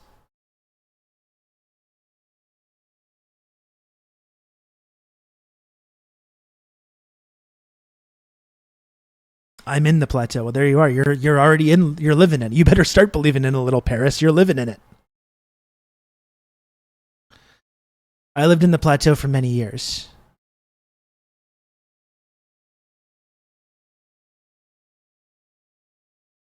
I thought they hated Quebec. Well, I'm sure they don't hate the lower cost of living and rent prices. They don't hate that.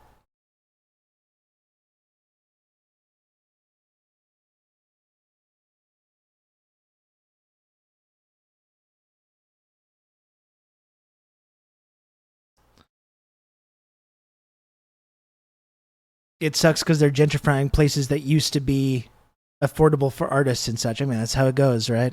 That is how it goes.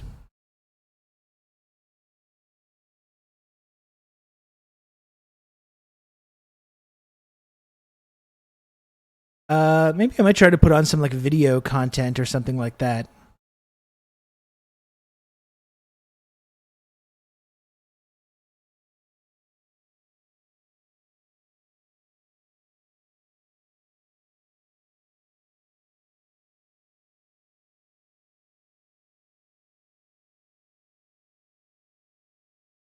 I don't think I can stay in the plateau if I ever move. Well, Michelle, there's always a place for you. In NDG. Sometimes you wanna go.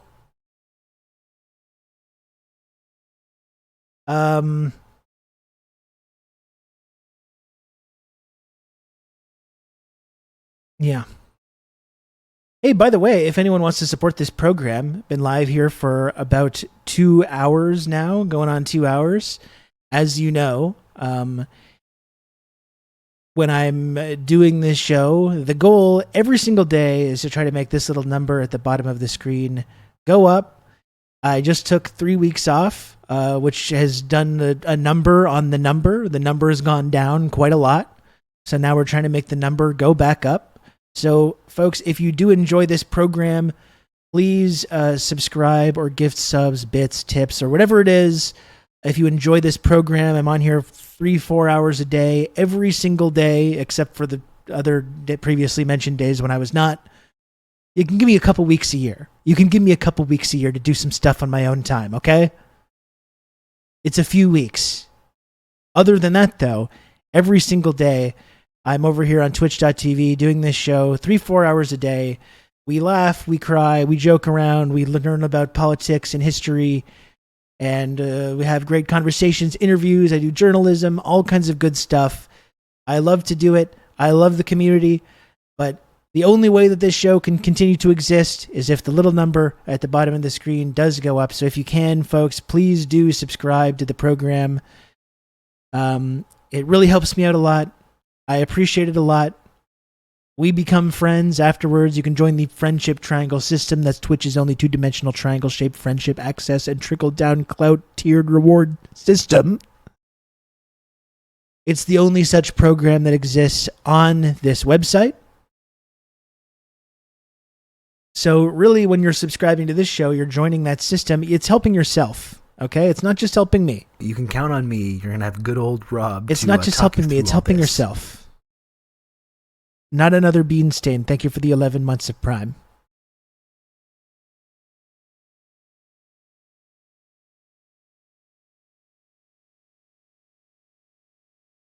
Thank you for that.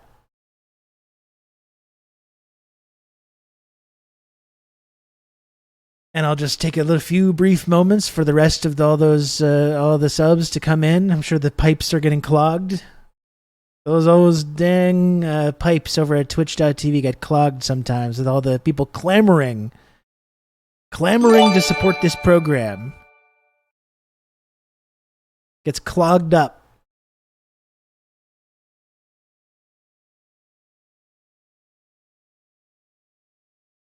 Ben, thank you for the gifted sub. Very kind of you, Ben. Thank you for that. Got to get the butler to open the vault. Okay, I get it. I get it. I love seeing the Momo emotes still, human person. I really liked having Momo living here for just, even if it was just a week. It was really nice to have Momo over here. I'm still considering getting a cat again, but I don't know. I still don't know. It was really nice to have Momo over here, though. I really liked it. I miss that cat.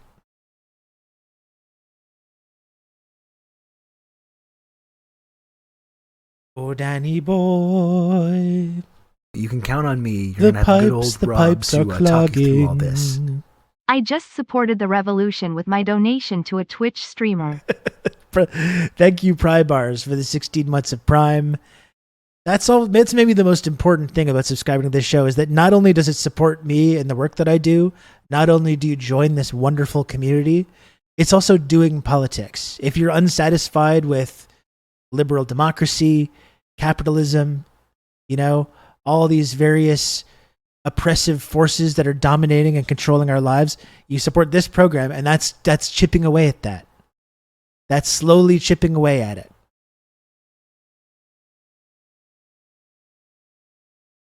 You can count on me. You're going to have good old Rob to talk you through all this. You're making a difference. Joey Stalin, thanks for the gifted sub to Empty Pipes. Thank you. I have an important question. Back against the wall, could you defeat a goose in unarmed content? We've already been over this. Of course I could. Yes. Absolutely. There's not a doubt in my mind. I could easily defeat a goose.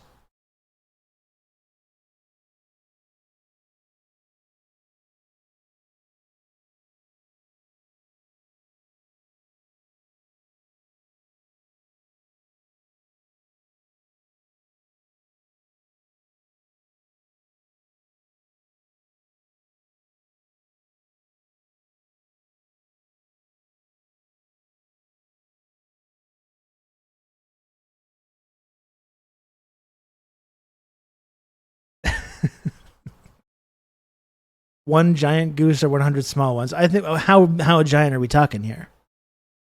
How big we talking?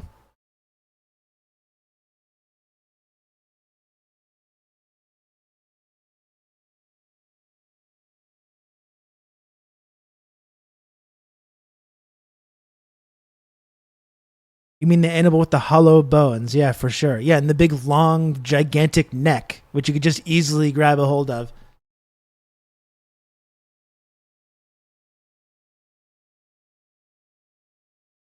This is what I'm saying, Red Wizard. This is what I'm talking about.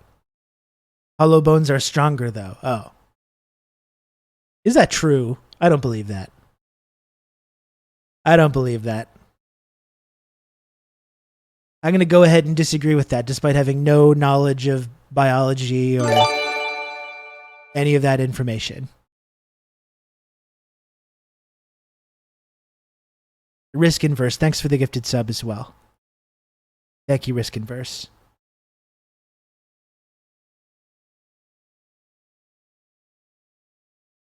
And we do have a hype train going now as well. So not only, if you subscribe right now, not only can you support this program and support the work that I do, but also get access to very cool and exciting hype train emotes.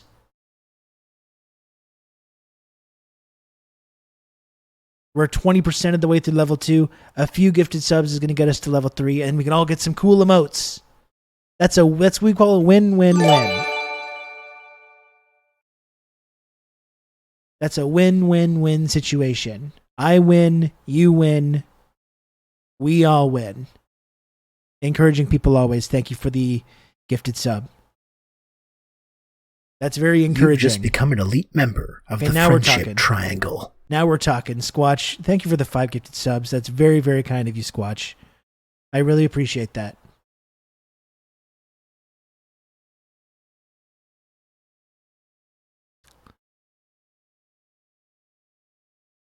It's the goose chat. Really gets people hyped up. People get very hyped up.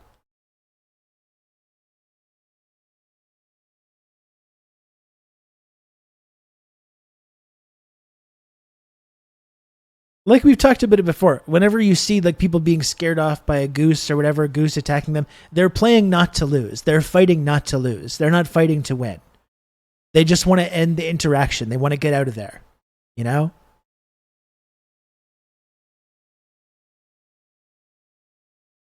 And I'm not saying I would like to have to kill an animal like that. You know, I don't have any problem. I'm just saying if it came down to it, if it's him or me, or her or me, I feel very confident that I could handle that.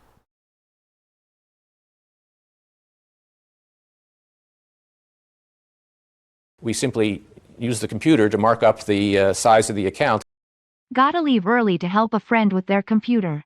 Friendship Triangle forever.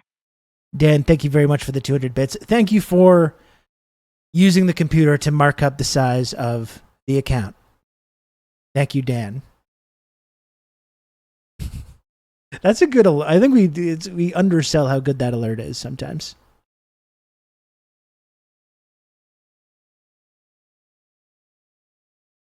Geese are taking over my local park lake. Genuinely, there are 100 plus every day in the grass where I want to sit is riddled with goose shit. I want to do something about them, but I don't know what.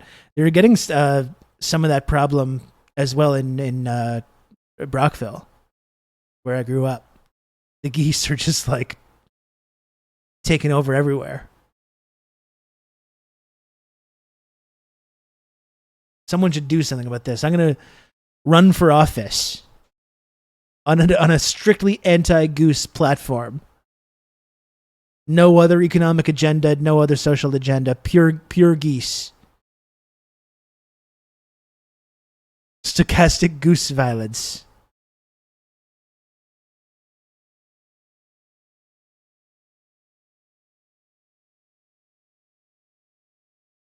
You vote for me, I'm going to put on little short shorts and a tank top, and I get myself all oiled up. I'm going to go out there and I'm going to take care of the problem. Massive landslide.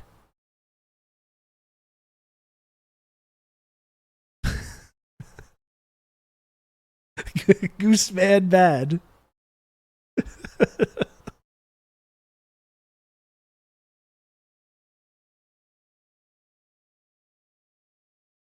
Yes, Pizzicata, thank you. There's still time to get to level 4, folks. 38% of the way through level 3 of this hype train. Halfway to the sub goal. A few more gifted subs could get across the finish, well, not the finish line, but the line to level 4. The question is, do you have what it takes, chat? Do you have what it takes? Are you brave enough?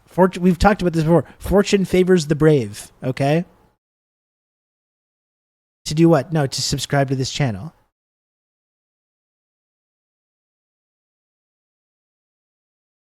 Do you have that dog in you? That's the question. I don't think chat does have that dog in them. Are you committed to this program? Do you have the stones? Do you have the sand? Do you have the minerals? I don't think you do, chat. Chat, I just don't think you've got it in you. You know? I wish it was different. Maybe some other chat, exactly. Maybe some other chat would have the courage.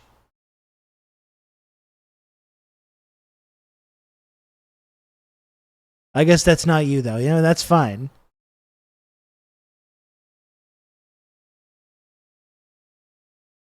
I need a couple of weeks to fill the took my wife to see Dead & Co. in Vegas hole on my end. Well, I guess that's all right.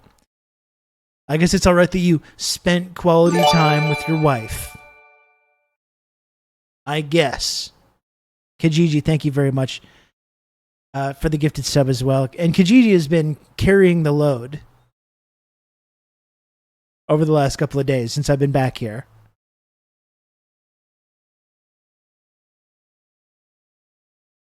Will Stansel just tweeted, the left is so unserious. They can't even hit 35 subs. I know. What is the world coming to? What is the world coming to here?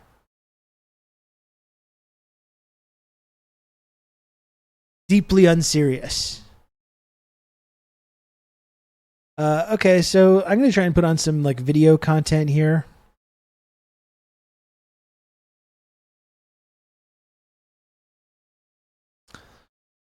Let's see.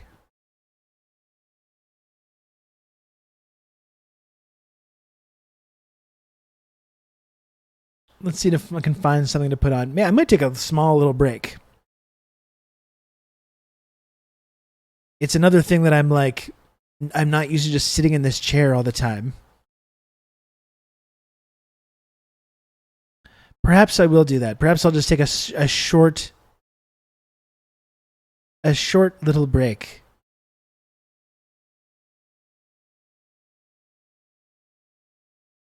And then we can come back and do some video content. Oh, it's really cool that Radio Free Amanda is doing a show on Breakthrough News now. Did you folks see that? She's doing a China-based show on... You can count on me. You're going to have good old Rob to talk you through all this. Rod needs to redevelop the ass groove in the seat after being away. That's right. Nom Danette, thank you. Thanks for the 10 months. Absolutely right.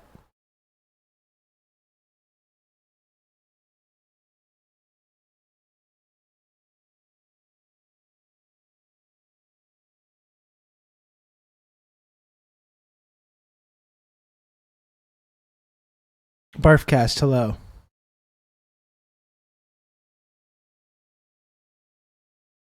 Okay, what am I doing here?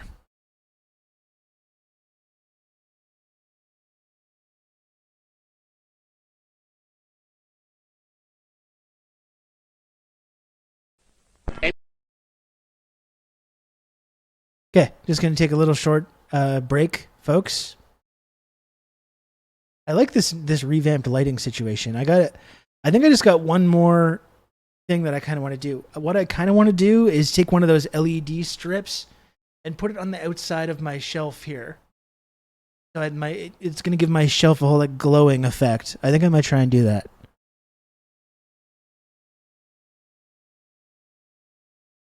I do think it's looking pretty good, though. I was traumatized yesterday looking at that clip of me on Hassan's stream from 2018 or whatever. It looked like it looked so bad.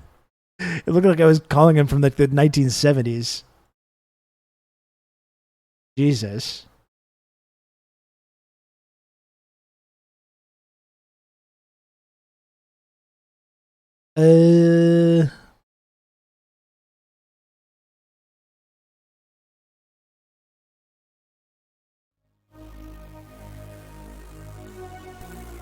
Okay, just gonna take a little break, folks. Don't go anywhere.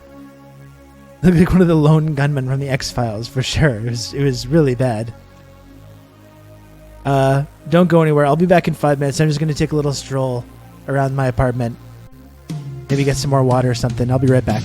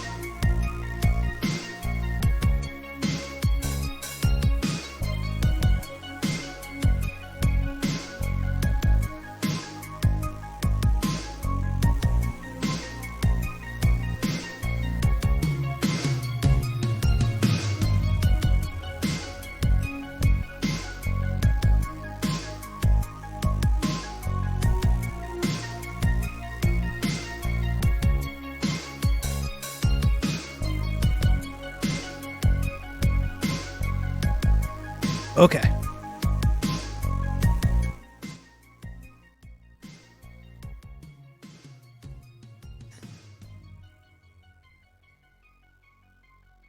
Short stack goblins. One of those phrases that's going to be rattling around in my brain for the rest of my life.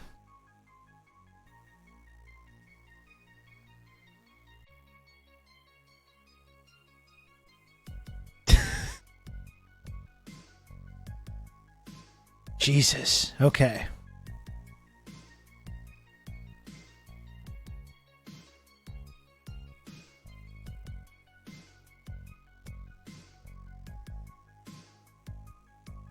Okay. So what's next? What's next, folks?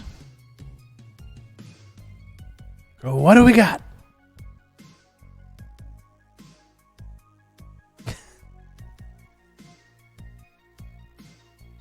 God damn.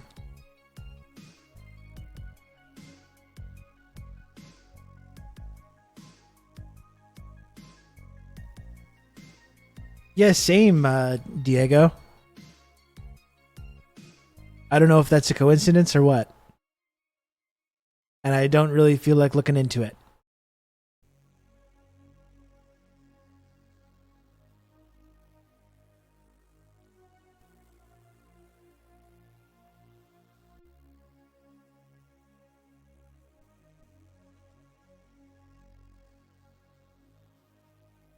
I think this might be a pertinent video. NATO is preparing. Look at that. Just as we were talking about our friend Amanda, friend of the show, friend of the stream. There's a new episode of her show on Breakthrough News, the China Report, right now. And NATO, I think, is interesting to focus on right now as well, because like that's Biden's whole argument for like why I need to be reelected. I don't know if you saw, there was that like someone had seen the like Zoom call where he was talking to one of these Democrats that wants him to step down. And he's like, I got NATO back together. I made NATO stronger. Like, that's his only real argument. His whole press conference about that as well. Like, even if you think NATO being stronger is a good thing, when people are like, how have you been a good president? You're not able to talk. You're super fucking old. People can't afford to live, all this stuff. How does NATO being strong, like, help average people in America? Like, who is that for? When Brandon brags about NATO and how strong he's made NATO, and AUKUS. Not only did I make NATO stronger, Jack, I created AUKUS. Like, people in like middle America that are trying to get groceries give a shit about AUKUS. AUKUS, really? You know what I mean? So I think it is just you, Kijiji. I've got Kijiji Genie at first on the leaderboard. I got Comrade Bushy and Squatch tied for second, and it's not very close. Kijiji's running away with it.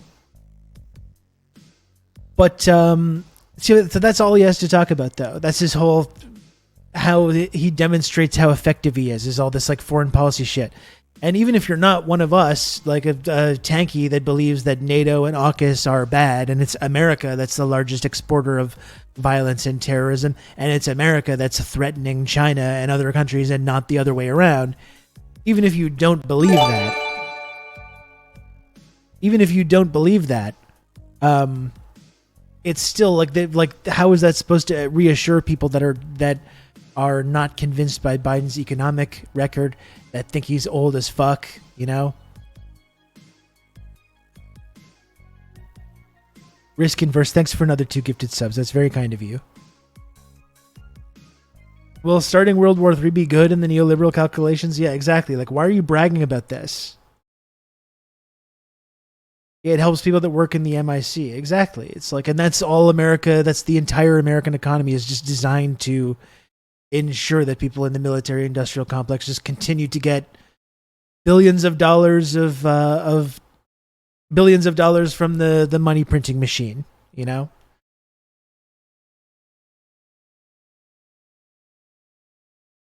Which is a lot of regular people as well. Well, I mean, I guess that's true, but I don't think enough people to really convince people that are on the fence about Biden's ability to do his job.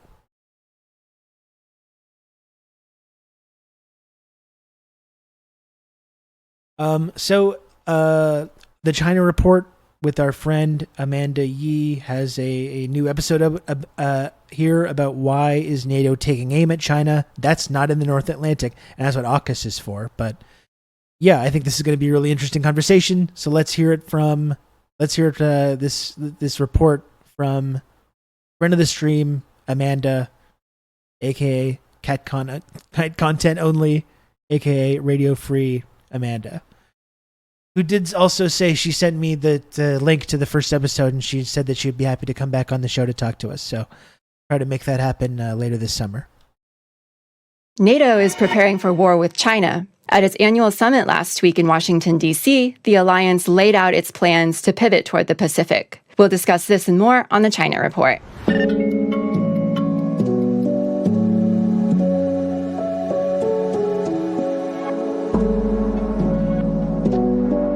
Welcome to the China Report, a new show produced in collaboration with Pivot to Peace. Every week, we'll be helping you sort through all the propaganda with an independent view of a country that we're taught to hate but know so little about. I'm your host, Amanda Yee, and this is my co-host, KJ No. KJ, good to see you again. Good to see you, Amanda. Why don't you kick us off with the headlines? President Donald Trump was nearly assassinated during a campaign rally in Butler, Pennsylvania. Immediately after the shooting, the New York Post blamed a Chinese man for the assassination attempt. It quietly changed its article after the identity of the shooter became known, without issuing a formal correction. New York State Senator Ai Wen-chu and the Chinese Civic Organization Committee of 100 have demanded a formal apology for the New York Post for this false reporting. New York State Assemblywoman Grace Lee also called for an apology. If that story is true about Iran wanting to assassinate Trump, so what?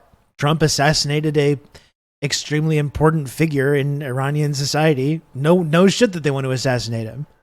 You know, why is Trump allowed to assassinate whoever he wants, but then they can't have little conversations about that? I don't know. Like, Americans are so weird with that stuff. North Korea, they hate America. They have this whole museum about how much they hate America. They want to aim nukes at America. Can you believe this? It's like, yeah, I can believe it. Why does America just get to bomb and kill and assassinate whoever? But then as soon as one of these countries says, all right, well, we're going to assassinate one of your guys, I guess. And Americans go, boo, boo. You know, it's like, whatever. You assassinate someone from there. It's not surprising that they want to return the favor. You know, I don't know. I don't know if that's controversial. I don't think so. Reckless, false reporting like this perpetuates hate and violence against Asians. Let me read that last paragraph again. New York State Assemblywoman Grace Lee called for an apology, saying reckless, false reporting like this perpetuates hate and violence against Asians.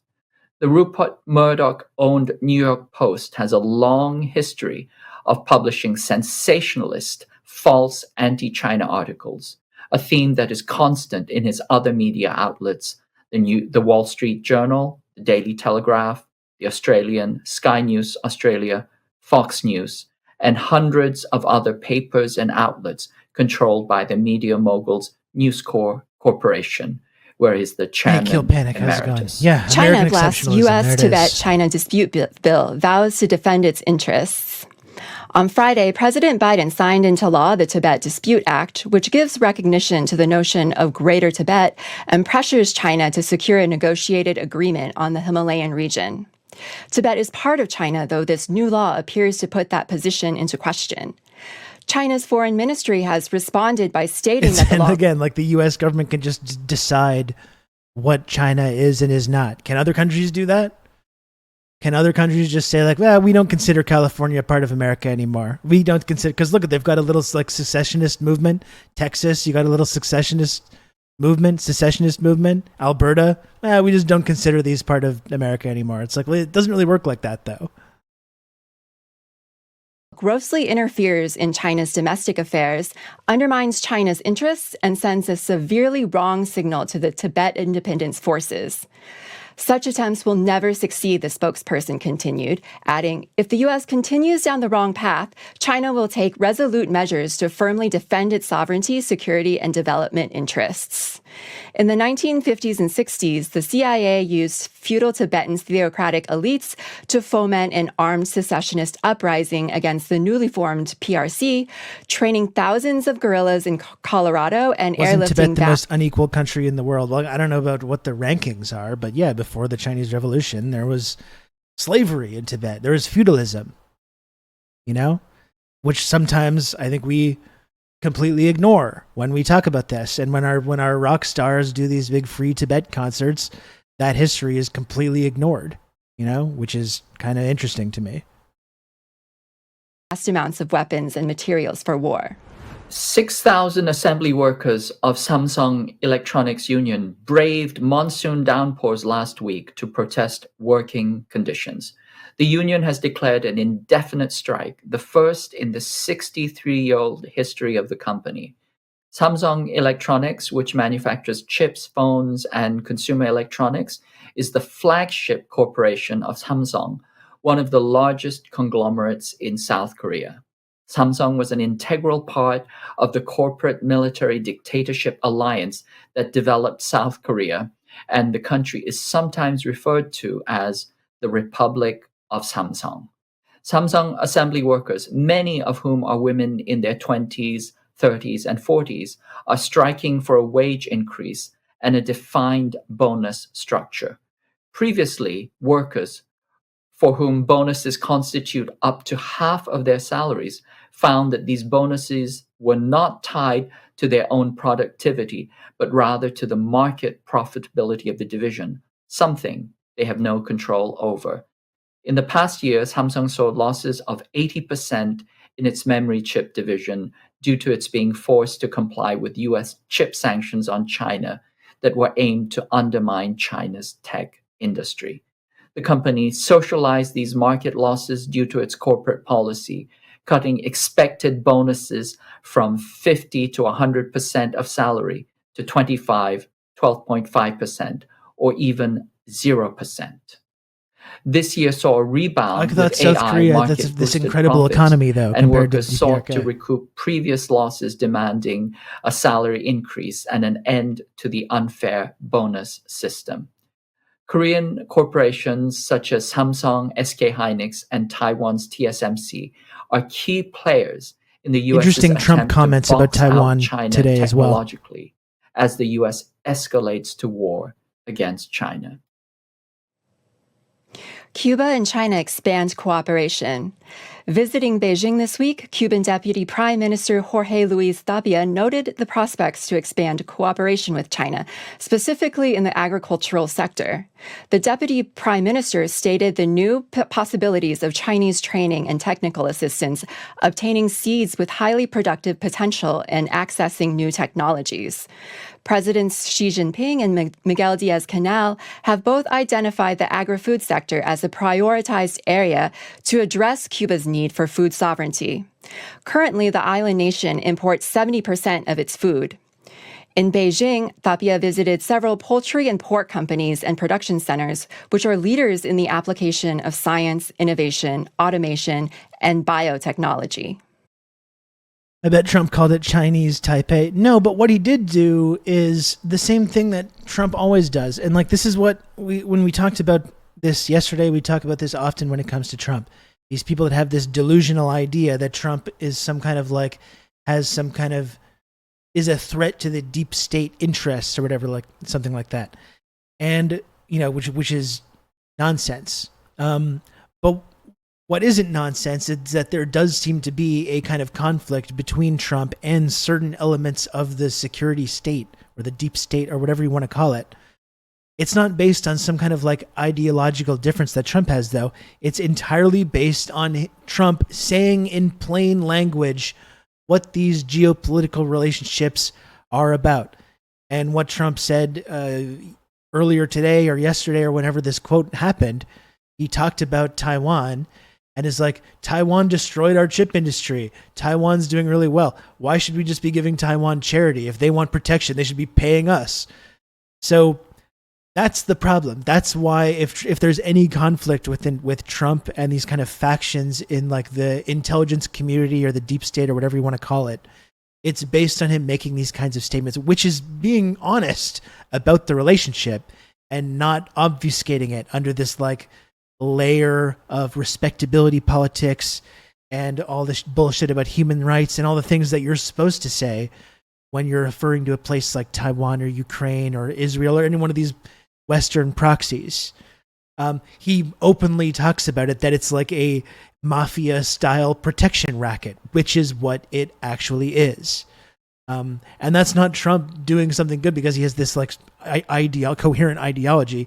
He's just an asshole, and he is an idiot and says these things out loud that you're really not supposed to say. That's why they don't like him, not because he represents some kind of threat to them. If he does represent any kind of a threat, it's through his own idiocy and buffoonery and desire to be seen as this kind of mafioso style strongman. China's State Council passed new regulations on rare earths to improve the tracking and export of these rare earth elements. The implementation of the new regulations. We're going to have good old Rob to talk you through all this. King Window, thank you very much for the 44 months tier 1. I was happy to see you're recovering from the surgery you just had. King Window, thank you. Regulations will deepen supply-side reform, ensure the safety and stability of the strategic resource industry supply chain, allowing China to gain bargaining power in the unfair international high-tech competition, according to a commentator in the Global Times. It is widely assumed that these new regulations will make it difficult for sanctioned US firms to access these metals from China. Lockheed Martin and Raytheon Technologies have been banned from buying China's rare earth metals and elements that are essential in creating the destructive technologies of these weapons manufacturers. China sanctions 6 U.S. defense companies for Taiwan arms sales. The Chinese Ministry of Foreign Affairs announced that it was sanctioning 6 American defense companies and their top executives for their involvement in a recent U.S. arms sales to Taiwan. The 6 companies in question are Anduril Industries, Maritime Tactical Systems, Pacific Rim Defense, Avex Aerospace, LKD Aerospace, and Summit Technologies. Their China-based assets will be frozen. According to the ministry's statement, these arms sales seriously violate the One China principle and interfere in China's internal affairs and undermine the country's sovereignty and territorial integrity. Chinese customs officers caught a man trying to smuggle 104 live snakes in his pants from Hong Kong into China, local media reported last Tuesday. The man attempted to pass through the customs at Shenzhen through the nothing to declare line. Upon inspection, Chinese looks like we're getting into the actual bulk of this piece after this. I'm just looking at the format of this show. It seems like it's loaded with just a couple of headlines up front, and then they're getting into more of a discussion coming up. Customs officers found Old 6 Pants plastic McGee, they called him, bags stuffed with milk snakes, western hognose snakes, corn snakes, I'm tired of these Texas rat motherfucking snakes, and bull snakes. Certification is required to bring in snakes that are non-native to China into the country. All right, and now to our main story. Last week, NATO held its annual summit in Washington, D.C., where representatives from the alliance met with partner countries, and they discussed policy as well as the strategic direction of the alliance. Now, KJ, I don't know if you noticed this, but I found that a lot of the media focus during this time, it focused a lot on Biden's gaffes during the summit. For instance, Biden calling Ukraine President Zelensky Putin, Biden addressing Kamala Harris as Vice President Trump. And of course, that makes sense because these are the things that get clicks. But I found that it kind of overshadowed, like what was actually discussed at the summit, which is very, very alarming, right? This is what I mean. This is what Biden is bragging about, to talk about why he needs to stay and why he can't step down because of this shit. But when you look at this stuff, it's like, oh, this is like really bad. And I talked about this in the podcast with Jordan and Dave Anthony on Monday, but even under this idea that Biden's been a huge success because of making NATO stronger or whatever, what has happened in Ukraine? What was the whole, that was the whole thing. Russia invades Ukraine. We're going to make NATO stronger. NATO is going to defend Ukraine. We're going to hit Russia with these sanctions. We're going to destabilize and destroy the Russian economy. We're going to get rid of Putin.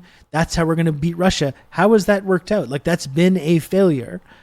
Like, there's no other way of framing that. And that's not, it doesn't have to be like a pro-Putin thing. You're not making some kind of pro-Putin argument. That's just stating a basic fact about how that has worked. Ukraine has been wrecked.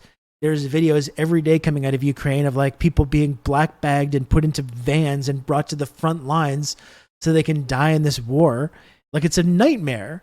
And the rest of the country, Western Ukraine, that's not now part of Russia, Western Ukraine now has all been completely privatized and bought and sold by American multinational industries. It has completely wrecked Ukraine. It's been a total failure. So like Biden's bragging about how great things have been going for NATO. It hasn't been going great though. Even if you think that would be good, it has not been going great. That NATO has totally failed in whatever their objectives were in Ukraine, unless their objectives were just funneling money to the military-industrial complex, in which case maybe it has been successful. But they can't really come out and say that, though, can they?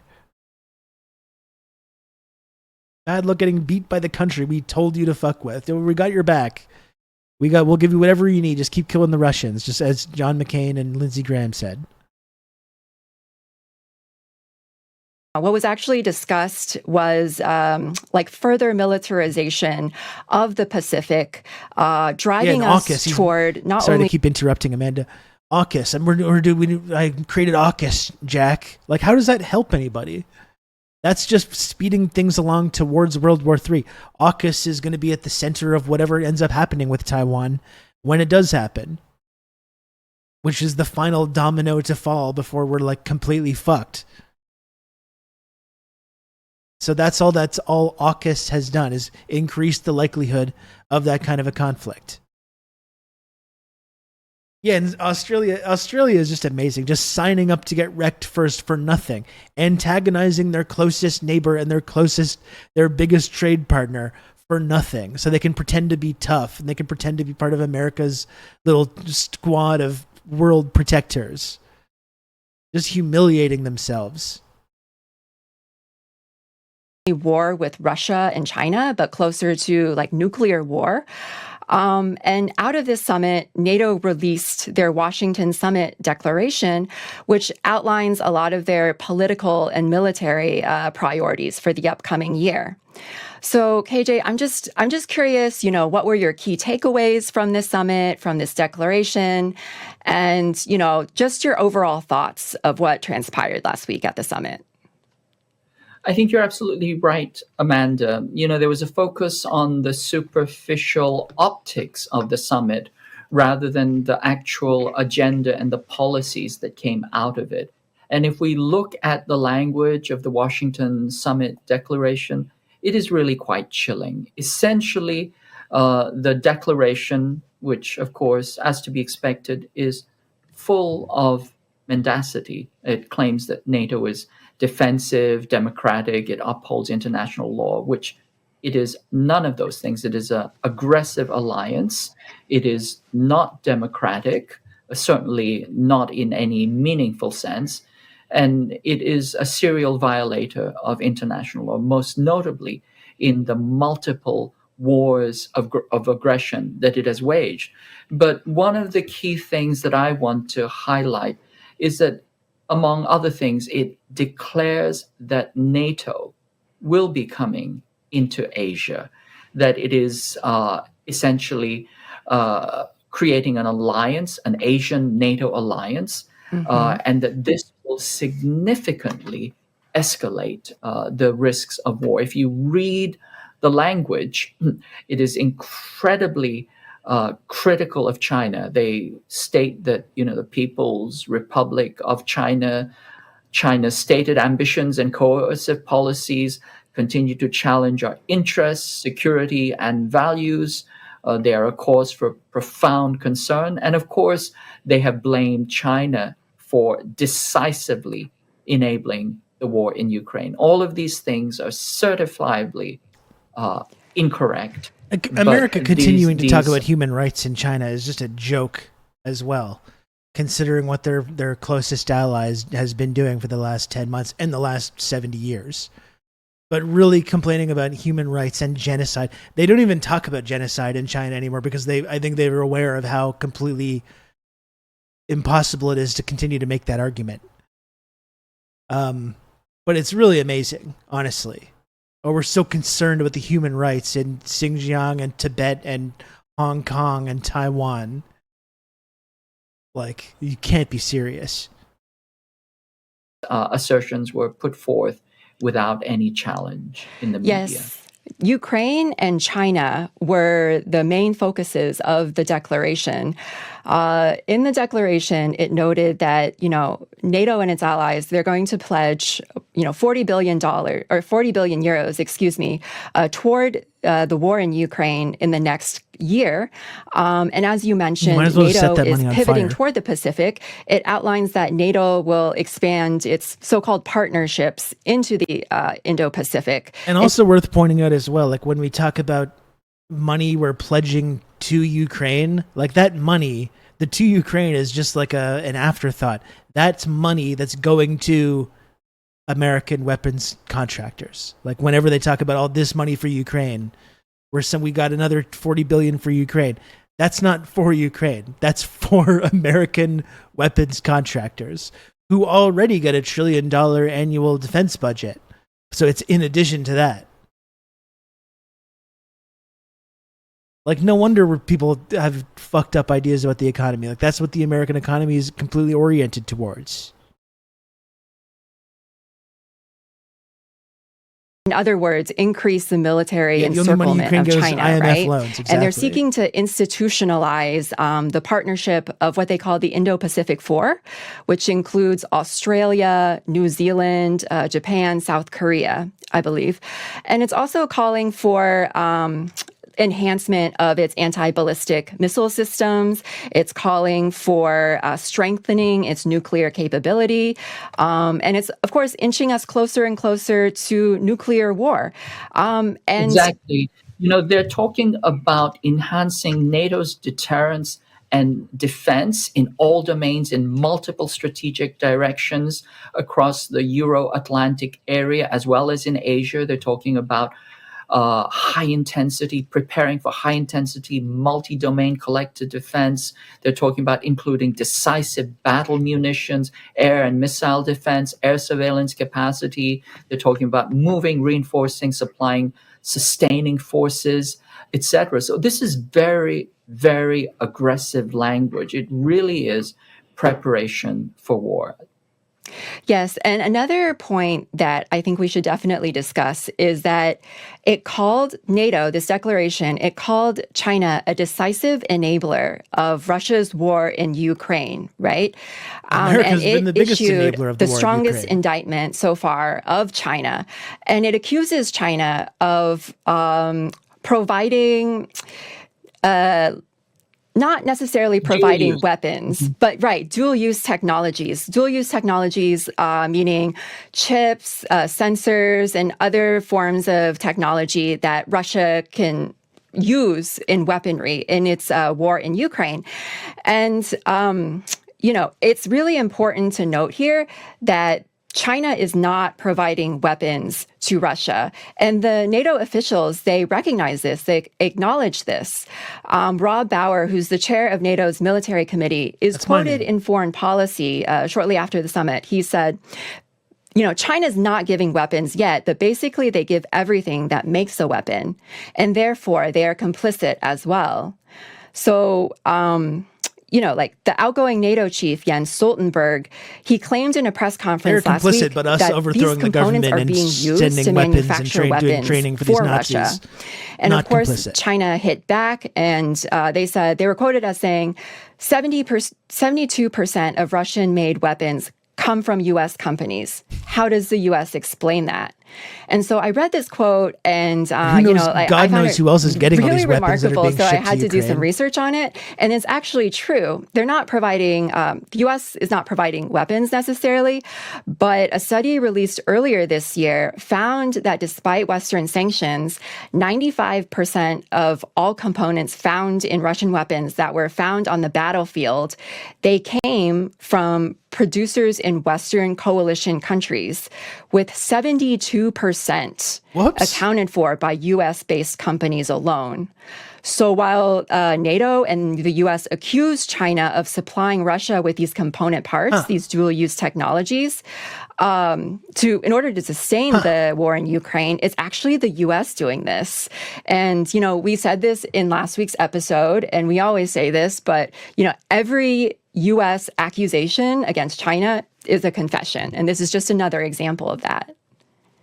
I think you're absolutely correct. I mean, these war profiteers are making money coming and going. Certainly, if you want to accuse China of supplying components, you really have to acknowledge that it's the U.S. which is supplying the vast, majority of the components that are used in Russian weapons. And, the term dual use is really a misnomer.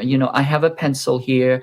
I can use it to write a love letter, or I can stab myself in the eye with it. Everything ultimately is dual use. But what they're doing is they're singling out China for something that the US itself is doing, and which most of the countries on the planet are doing. Most of the countries on the planet are engaging in normal trade with Russia. That's at least 140 countries that refuse to go along with US sanctions.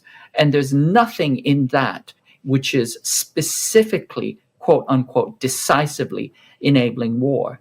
But on the other hand, NATO and the US are not only responsible for supplying weapons, they're responsible for supplying information, they're supplying trainers, and they're also responsible for the escalation that triggered the war itself. So for the United States and NATO to somehow put the blame on China for the war or enabling the war is hypocrisy of just kind of mind-blowing, it's just mind-blowing hypocrisy. And it reminds me, I'm sorry for the analogy, it reminds me there was, in San Francisco in 2012, there was a cyclist. He ran through 3 or 4 red lights, and then he barreled into an intersection where people were crossing, and he killed one of the pedestrians. And after he did that, he said that it was the fault of somebody on the other side of the street who had gotten off the bus. This is similar to NATO. NATO has blasted through all of Russia's red lines. It's enabled, it's facilitated, it's triggered, it's supplying, it's enabling and maintaining the war. And somehow it feels the need to blame China, who is essentially a neutral party, who, as they assert, is not responsible, did not create the war, is not a party to the war. Extraordinary hypocrisy. Extraordinary hypocrisy. And you mentioned and this I know a they few don't care minutes about ago, it, but it still doesn't mean we I can't think point it's it out. really important to highlight, that NATO frames itself as a defensive alliance. If you read through this declaration, it almost feels like it's speaking in code, right? The language that it uses, it's a very aggressive policy. All these policies are really calling for more and more military buildup. It's driving us closer to nuclear war. It's driving us closer to a direct confrontation with Russia and China. But everything is couched in the language of defense and security and deterrence. And throughout the document, NATO, frames itself as a defensive alliance, which is really ridiculous. It's very backwards, where you read it and up seems like down, down seems like up. But NATO, of course, is not a defensive alliance. It's an imperialist offensive alliance. And if you look at its history, you would know that to be true. It started in the Soviet Union, or it started during the Cold War to thwart, influence of the Soviet Union. And then after the Cold War ended and the Soviet Union dissolved, it kind a lot of Nazis involved in NATO. Amanda, I disagree. I wouldn't say it was designed to thwart the Soviet Union. It was actually an aggressive alliance designed to ensure capitalism was successful in Europe and to prevent the rise of socialist movements. We can see that in movements like, Operation Gladio, the dirty wars, the terror against leftists. And we should also highlight that NATO preceded the Warsaw Pact. So it actually preceded any quote unquote threat that the Soviet Union posed. In fact, good documentation from that period shows that the NATO leadership was very, very clear and aware that the Soviet Union did not have expansionist tendencies, and they went ahead and created maybe they should have extraordinarily belligerent military alliance anyway. Right. And, after the Cold War ended, NATO and the arms industry kind of work hand in hand, right? And so after the Cold War ended, these arms dealers there was no market for it anymore. And so they kind of drove NATO to adapt, to drive the neocon agenda. And so it was these arms manufacturers that really lobbied Congress and Washington to push NATO eastward. And so pushing that eastward expansion was what created this lucrative market for the arms dealers, really. And so everything that NATO does is for the sake of these military contractors.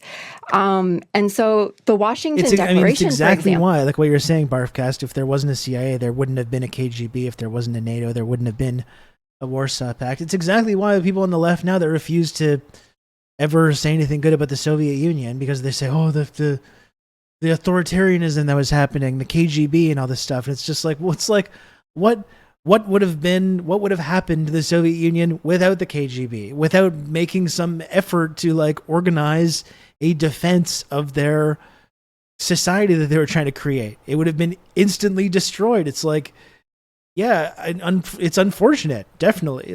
I know there's no denying that some bad things happened as a result of this, but it's just what would have happened if we this really chauvinistic demand that we have in the West when we talk about these societies that apparently should have just abolished abolished the police, abolished the any kind of intelligence network, abolished the state. I'm sure that would have done very well. I'm sure all these societies would have just thrived, leaving themselves completely open for counter-revolutionary attack, which were beginning immediately on day one, even before the revolution was even finished, and you still have so many people that are refused to kind of grasp this idea,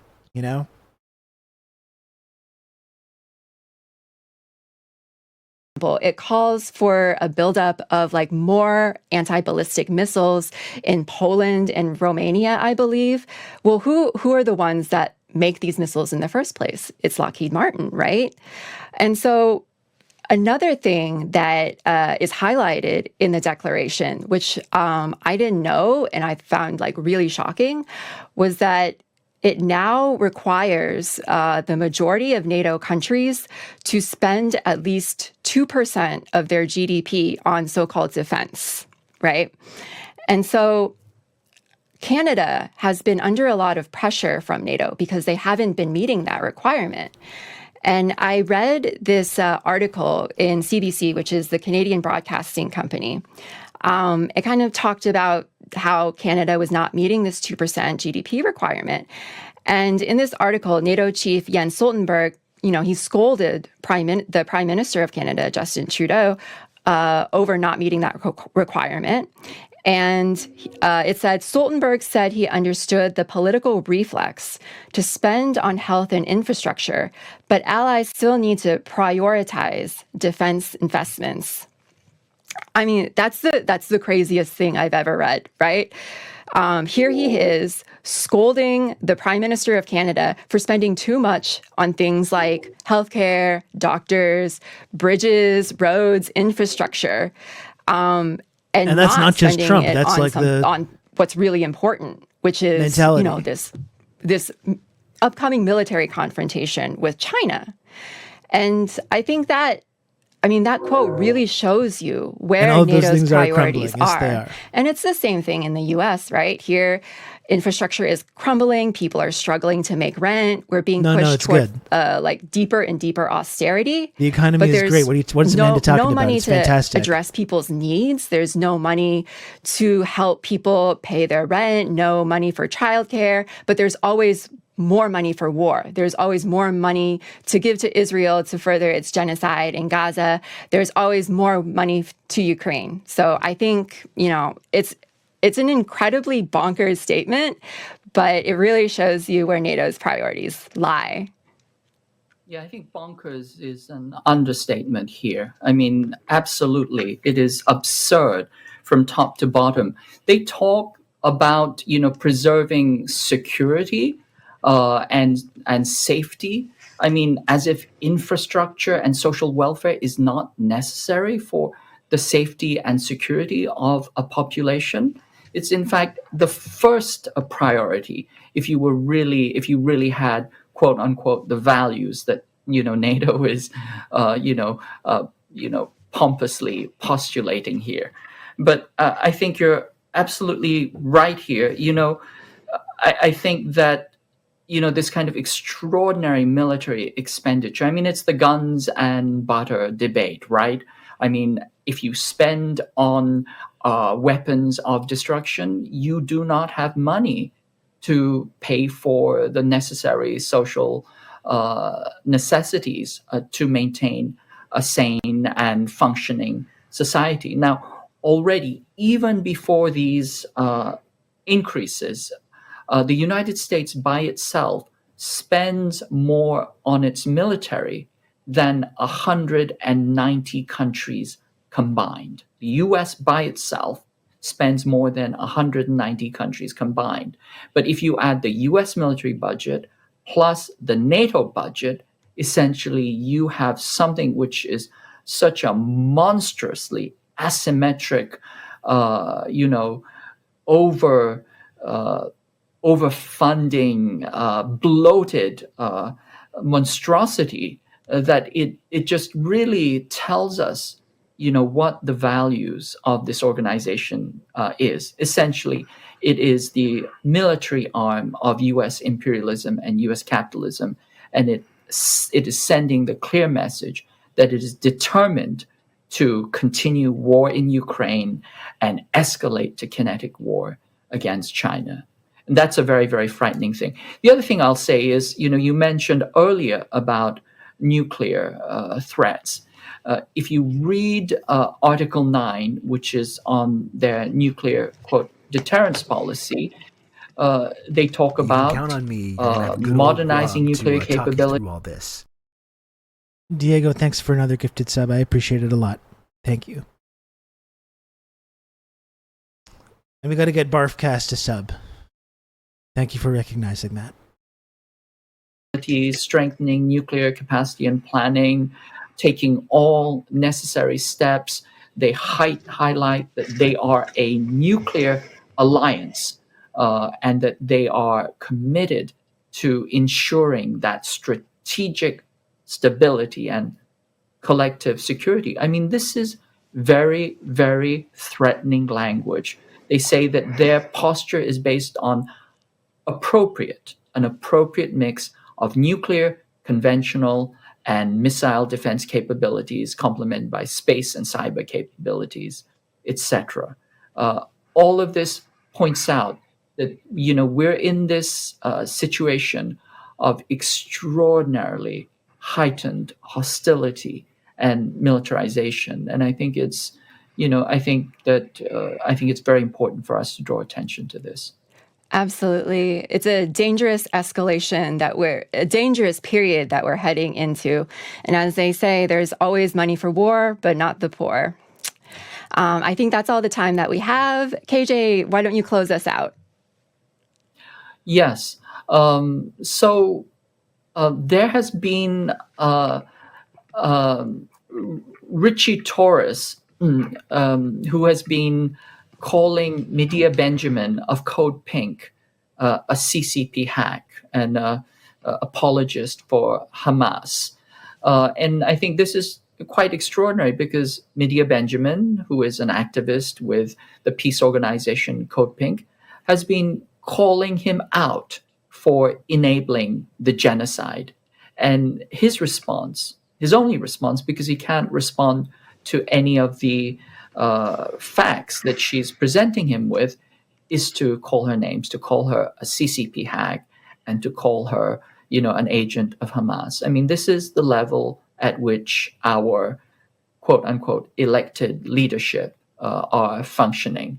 I think the other piece which is important is that she mentions the Hannibal Directive. I'm sure you're aware of that, Amanda. Yeah, let's go ahead and roll the clip because this video is really incredible. The Hannibal Directive of Israel killing its own people. How do you feel about that? You are a supporter of Hamas. You do the bidding of the CCP, the bidding of Russia, of Hezbollah, of Hamas. Hell yeah.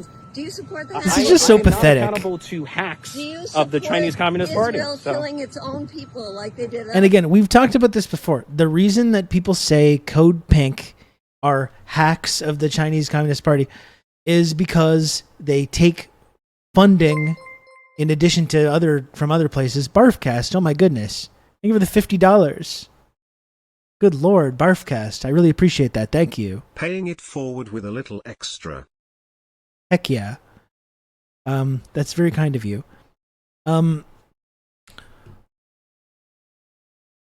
Barfcast is, of course, my CPC contact. That's how I get my laundered CPC money. That's just a joke. That's not true. That is not true.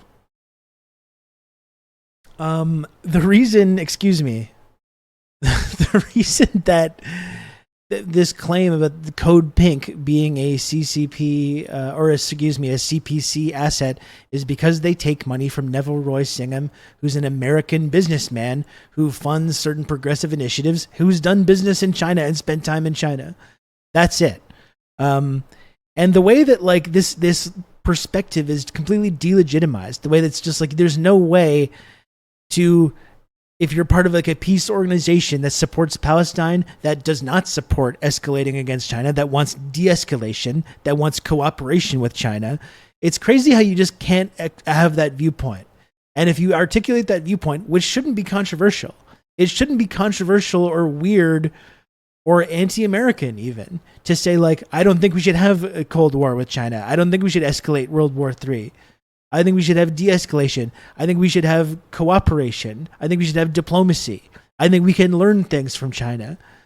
The way that that's not only is it frowned upon to say that, it's not legitimate. It's delegitimized. The only way, if you're part of any of these organizations and it's just you're not able to articulate this sentiment, and people like fucking Richie TRRS, who says it supports the murder of children, Richie TRRS, wholeheartedly, enthusiastically supports the murder of children regularly. And then he's sitting there going, you support Hamas, you support Hezbollah, you support this or that. Because they're asking a question about something that's real. The Hannibal Directive and this narrative about what happened on October 7th and Israel's role in the killing of both people in their military and civilians, which is a legitimate story, which has not been talked about in the U.S. government. It has not been talked about at all in U.S. media. They're asking this fucking guy a legitimate question about a legitimate news story, expressing a totally legitimate viewpoint. And it's just not only does he refuse to answer, he calls them names, calls them foreign shills, says this, this, and that. It's crazy to me. The genocide there, taking the high ground. Yeah. It's crazy to me how it's just like these should be valid, legitimate viewpoints, whether you agree with them or not. I know most people watching this show agree with these viewpoints, but whether you agree with it or not, what I was saying about China or about Gaza or Russia, Ukraine, whatever it is, whether or not you agree, like you should be allowed to express that opinion and organize around these ideas. But the way that they delegitimize even that, I think it's so. You want to talk about authoritarianism? Like that's authoritarianism. You're not allowed to have this viewpoint. Yeah, of course it's land of the free. Of course we got freedom of speech. Of course we got freedom of the press. Don't say anything like that though, or else completely delegitimized. You know, that I think is extremely fucked up.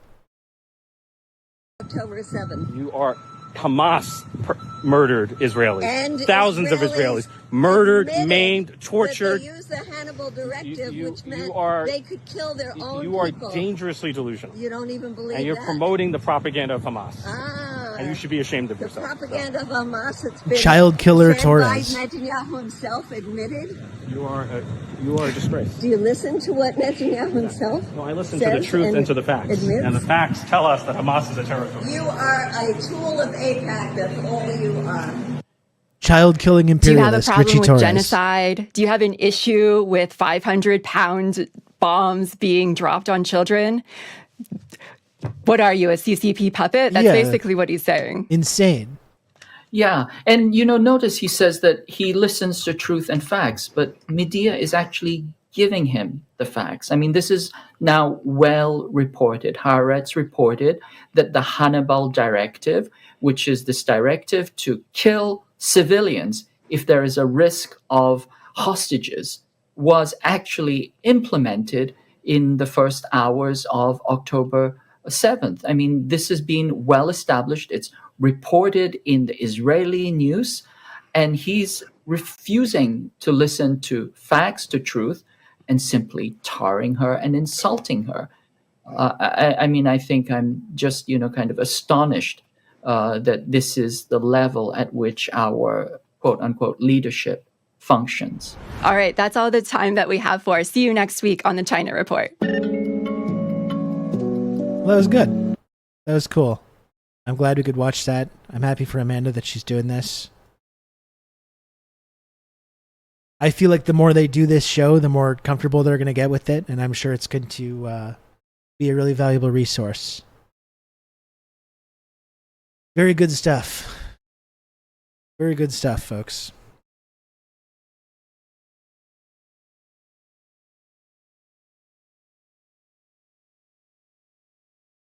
What are we saying now?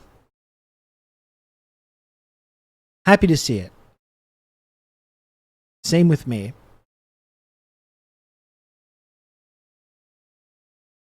I'm having a kind of like I'm having kind of a difficult time right now. In a couple of ways. Because I'm more conscious than ever about making certain statements, even stuff that I'm used to talking about on here and elsewhere, because it's really hard for me to get into the details of it, but I'm highly conscious about trying to stay under the radar as much as possible, and I feel a certain inclination, a certain pressure to tone down certain discussions and certain viewpoints, and because of some other stuff that's going on, which I would like to get into the details in at some point. At the same time, though, there's this like childish part of me that's just like, fuck you. You know what I mean? It's like, I don't want to be. I thought we lived in a society that had free speech. I thought we're allowed to talk about this stuff. I shouldn't feel pressured to be like, I'm against genocide. I'm against Israel murdering kids. Like, it's insane to me that I even have to have this thought. Like, I hate it. I hate feeling like I need to watch what I'm saying.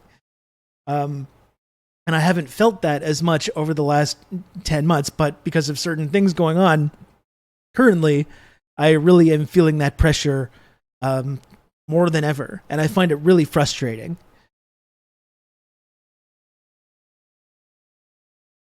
I don't like feeling like, oh, I can't talk about this. Like, it's so fucked up to feel like, oh, if I'm too enthusiastic in my expression for how against this genocide I am, it's gonna have these like consequences for me. I hate feeling this like pressure to like self-censor. You know? Did you see Destiny got banned from Kick? Yeah, and you know what? For once, I'm on Destiny's side. I think he said nothing wrong. I think the people freaking out at him are being absolute babies. And so on this one case, I got to go ahead and say, yeah, I support him on this one. He got banned for being right for once. Like, supporting genocide over the last 10 months has been totally fine, but when he says something right or when he's actually being kind of funny, then he gets banned.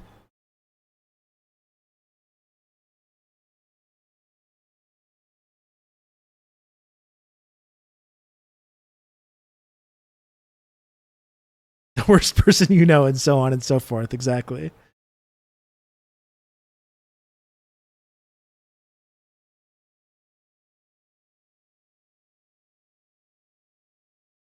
As if anyone checking in you isn't going to immediately find you holding up the Stalin book. Oh, yeah, I hate feeling that pressure to self-censor, and I've really made an effort over the last 10 months, especially, really as long as I've been doing this kind of commentary, to not do that, because I think people find it refreshing. But just right now, I'm really feeling that more than ever, you know? I've got some possible stuff going on, maybe possible stuff happening, and I feel like that's possibly one of the roadblocks to the stuff that I want to happen actually happening. is my long history of saying outrageous things and speaking truthfully and frankly about certain controversial subjects.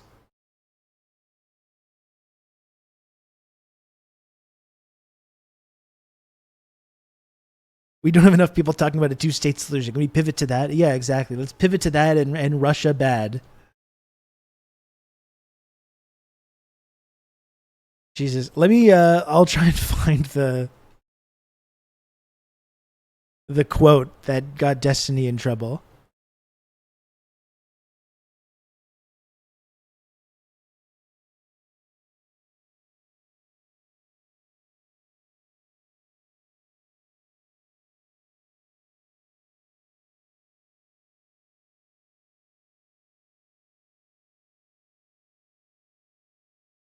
I'm trying to find it.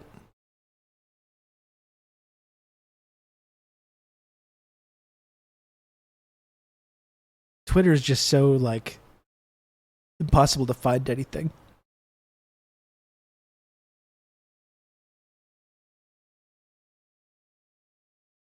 Does anyone have the link?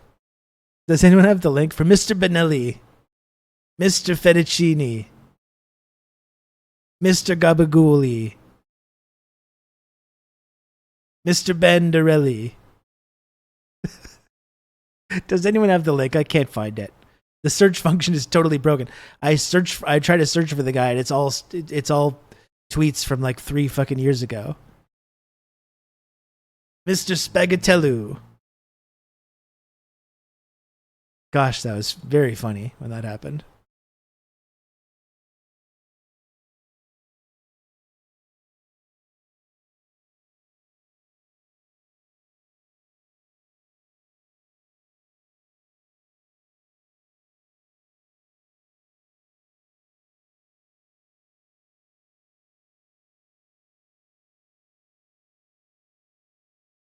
It's because he was mocking the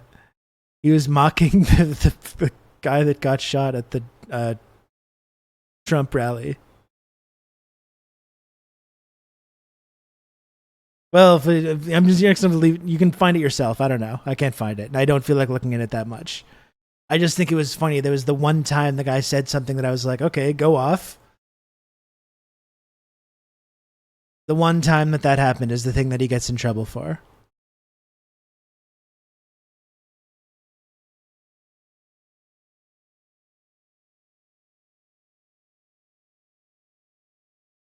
I was just going to say that as well, Sean. He also he debated Elon Musk.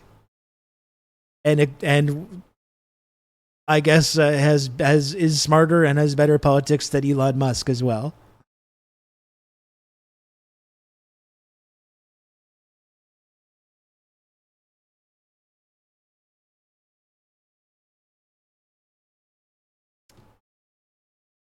Musk's delicate sensibilities. That's right. Yeah, Musk losing to that guy, that dipshit. Exactly.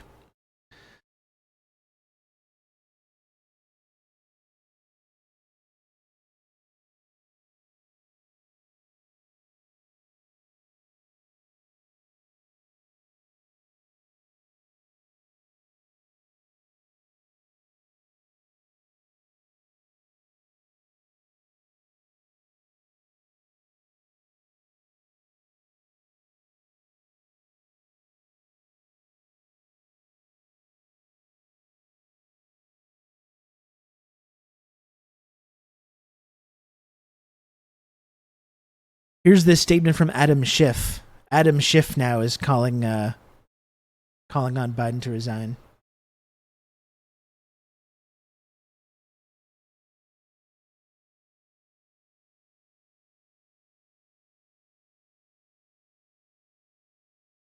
Okay, yeah, so Pete Cicada has the link. I don't even want to read out the posts.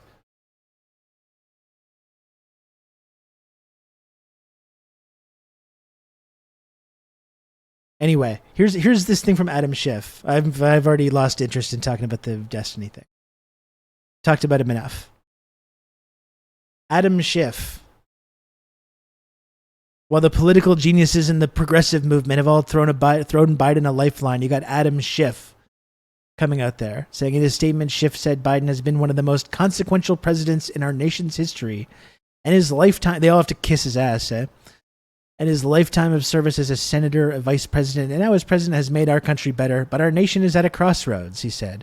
A second Trump presidency will undermine the very foundation of our democracy, and I have serious concerns about whether the president can defeat Donald Trump in November.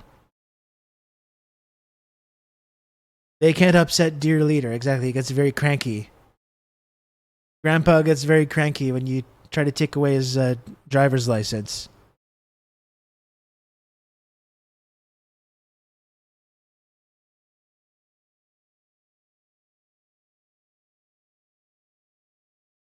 It's just like, I don't know, in the moments after the assassination attempt of Trump, it did seem like the momentum to get rid of Biden had maybe slowed down and that maybe Biden was going to hang on. It still just seems impossible to me, though. You know, it still really just seems totally impossible that he's going to be able to do it. When you've got this level of revolt of people in his party.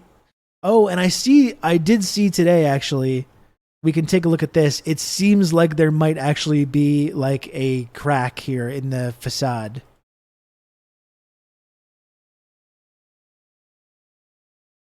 This is the first statement I've heard from Biden that seems to be like opening the door to possibly quitting.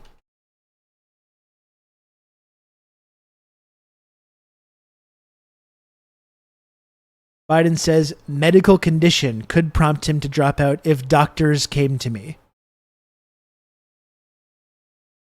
So now it's changing a little bit. Oh, well, if a doctor comes and insists because of a medical condition. So it does seem like the possibility of him quitting might have something to do with it. You know, it seems like that possibility is getting larger. But like I was saying, just look at those clips. Like in every clip now that comes out, it seems like he's getting worse. It seems like he's getting worse by the day.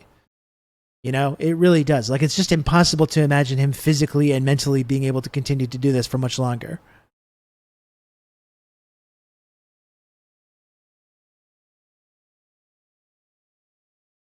The problem with kissing his ass is that he keeps pointing at his reasons he should stay. He's the best president in decades. That's right. I'm basically the new FDR. Look at what I did to NATO. Look at all the wonderful things I've been doing.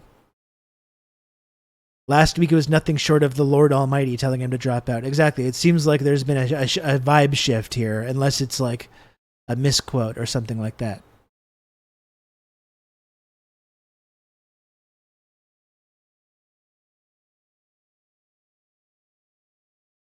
So maybe he will. Maybe he will drop out finally. But it's if he doesn't, I don't know. It's really hard to imagine him just continuing to do this, you know?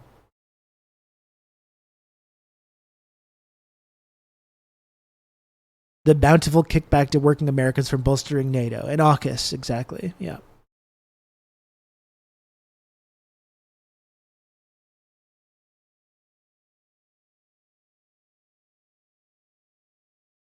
Yeah, we got to get official medical correspondent, Mistress of Insanity, to go diagnose Biden.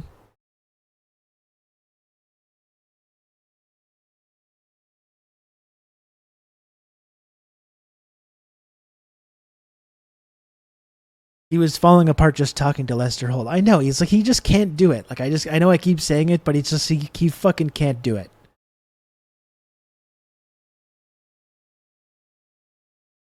He really can't. And it's crazy the dead enders that are still trying to hold on to this idea. The people that are saying it's like race, you're doing racism. You're doing racism to say that Biden should step down. Oh, Lester was extremely pathetic as well, John. Absolutely. Concern trolling about using the phrase "put a bullseye on someone" as if everyone doesn't understand what that fucking means. My favorite Biden moments have always been when he gets randomly confrontational.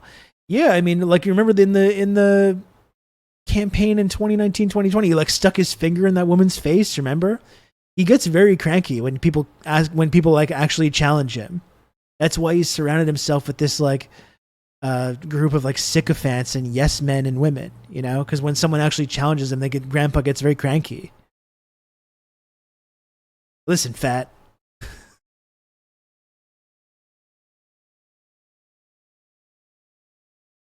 He has bigoted. Oh, there she comes through. Brandon has bigoted old bitch syndrome, and it's incurable. The official medical correspondent of this stream has spoken. The diagnosis has been handed down. You're out of there.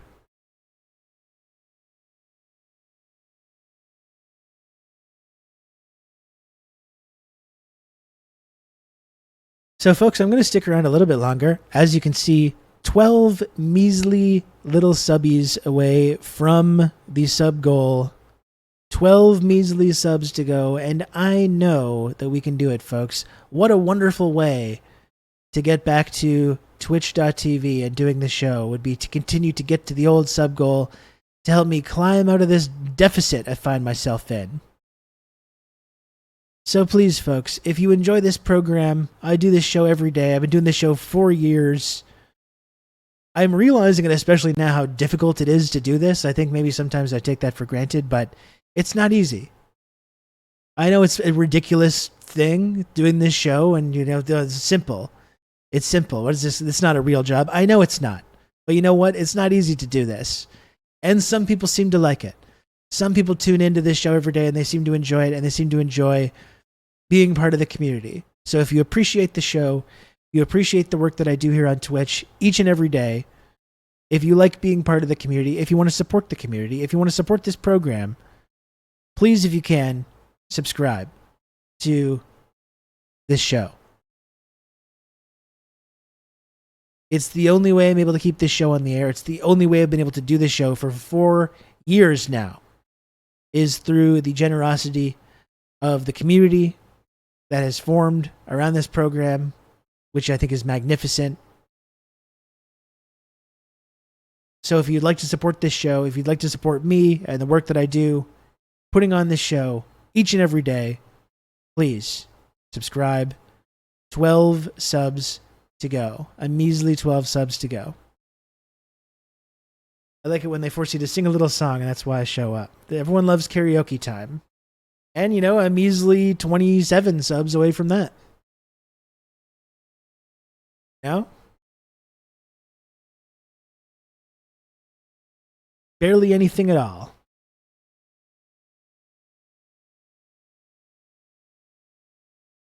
Sean, this MF just said the Angels win the pendant. What do you think they win? Like a pendant, like a big chain with a circular metallic object on it? A pendant? And not the pennant. The pennant. Hello? Hello, Sean? Hello, McFly? Sorry, just being mean. Sometimes you got to pick someone out of the crowd and just be a little bit mean to them, so everyone else in the community realize, oh fuck, I don't want that to be me. You know, it helps keep everyone in line. Sean, I'm sorry that you're the whipping boy. I'm sorry that sometimes you're the whipping boy. I've got to set an example. Just someone at random. Yeah, I've got to set an example. Okay.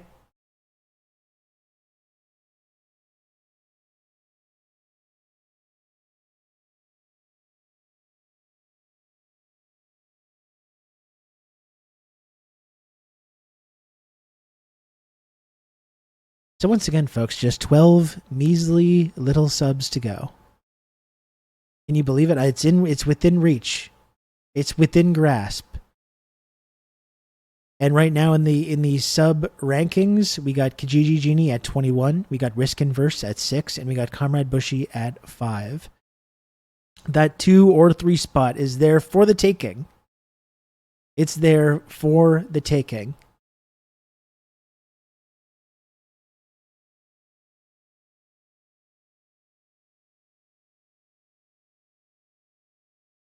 So, I mean, the 1 spot is for the taking as well, but that's a little bit more of a slog, I guess. You know.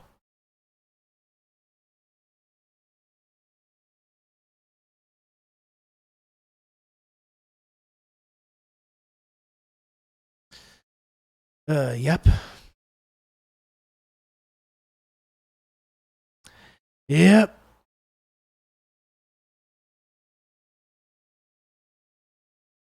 Here we are, chat.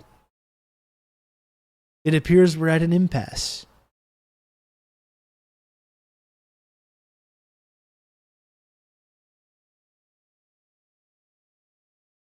If you had a hundo alert, maybe someone is waiting to just do that and really take it home. Maybe that's the problem. People are literally telling me to do a 50 alert too, and I just haven't got around to it. Maybe that's something I should do. Someone out there is enough of a sicko to trigger that at least once, I think.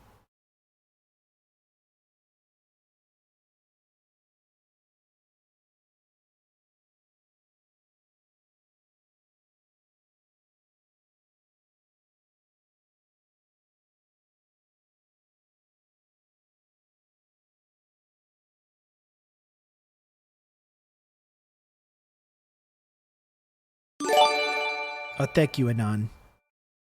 Thank you, Anon, for 2 gifted subs. That's very, very kind of you. And just throwing up the alley-oop. 10 subs to go, throwing up the alley-oop for a brave hero to come through and slam it home and trigger one of the coolest alerts and get to the sub goal. The ball is hanging in the air. It's like the end of White Men Can't Jump. Sidney Dean just tossed the ball over his shoulder. It's hovering there. It's waiting. Who's going to be the Woody Harrelson? Who's going to be the Billy Hoyle? To fly through the air and slam it home. Is that a movie? It's one of my favorite movies, Mistress of Insanity.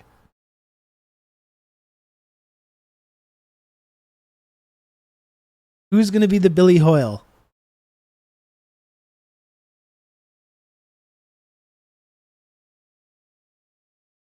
Never seen it. Well, that doesn't surprise me. You're not much of a movie guy. Yet. It's been a long time since I watched that movie. We watched it in the Discord server one time, and it was so fun. It was one of my. It was like one of my top movie nights that we've done. That I got, because that's a central part of the Rob canon. That's such a formative movie for me. So good.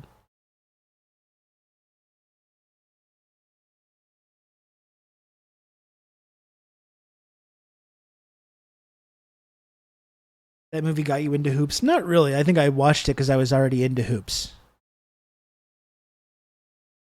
Though I can't really remember. What was that, 92? And I saw it in the theater. I saw White Man Can't Jump in the theater, which I was way too young. I think I was like 9 or 10. And I saw it with my pippy. He was probably mortified by some of the language and the sexual content that's in there. Like, let's be real here. You still into hoops? Yeah, of course. Yeah. I said in my classroom. Oh my god, that is inappropriate. That is very inappropriate.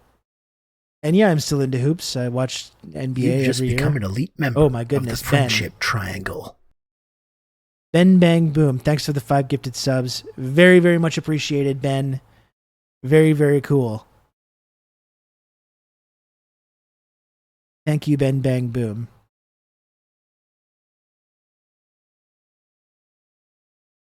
In fact, because I haven't played like an NBA 2K game in a while, but I did get 2K24 on PS4 because it was super cheap and I just picked it up. So I did my I created an NBA 2K Rob Rousseau character for the first time in quite a few years. So that's been fun. Ready to dominate the league.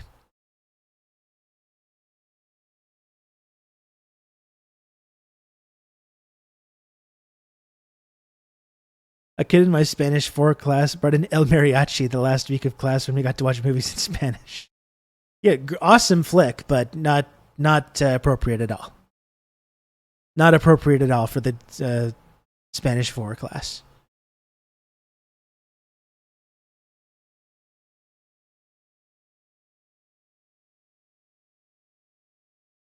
If this ticker tape is correct, we're just 5 more subs away. Yeah, well, Sean, I just don't think chat's got that dog in them. I think maybe some other chats could have done it, but probably this one. I just don't see it happening.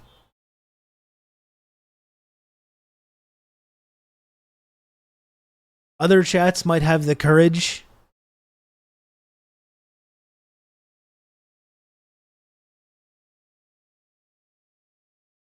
I don't think about this one.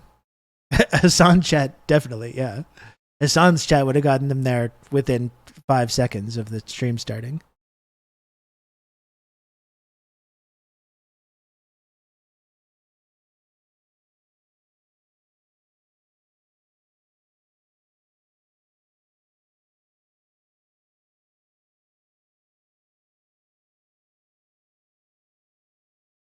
Fuck it. Fuck the dude, the firefighter guy. Fuck Trump. Fuck the people that support him. I just want you to know, okay? Just in case you're confused or it seems like I'm, whatever. If one of you were in the crowd and you're a conservative fan of mine and you end up, getting blown away or whatever the fuck, I'm making fun of you the next day on Twitter. I am. 100%.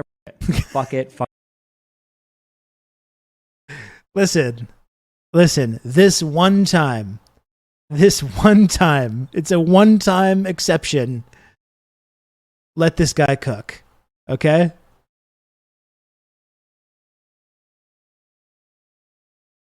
Yeah, he got banned on Kick and Elon demonetized him.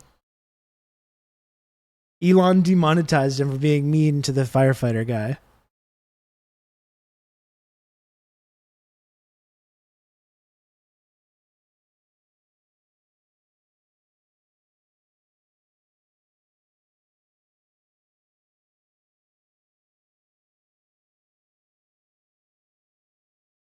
I just find it's just amusing to me. Like, I agree though, Dane. I've talked at length about this fucking guy and how I do not like or respect him, but I just find it amusing that that's what gets him demonetized and blocked and all the shit and all the horrific, awful shit that he's said over the last few years has been totally fine.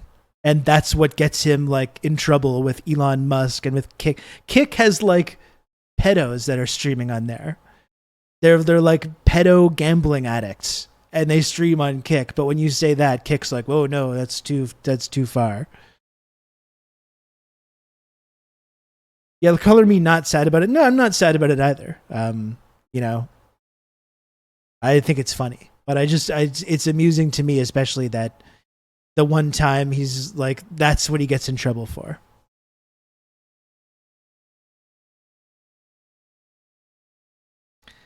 And the guy who cried to Elon to get him demonetized is the guy who Elon unbanned for posting child sex abuse material. That's right. Yes. That sounds like something completely made up, but it's 100% true.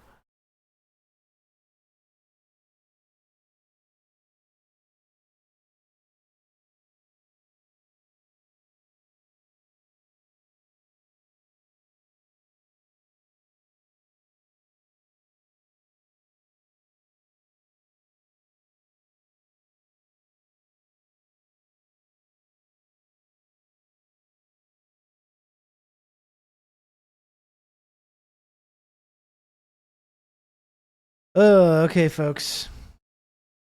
Well, I'm winding it down for the day.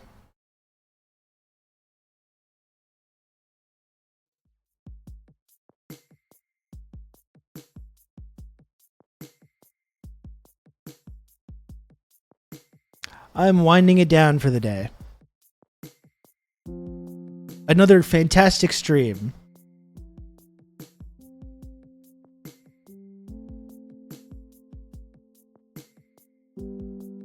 Another fantastic stream. And you know what? Even though that there's 5 subs to go to get to the sub goal, you know what? You know what? I think we're going to get there.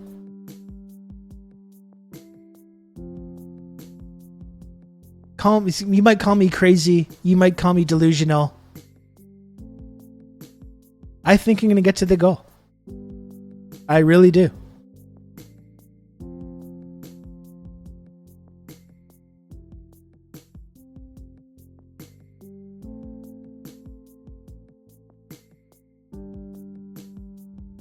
I really do think so. I'm not even going to do another call to action.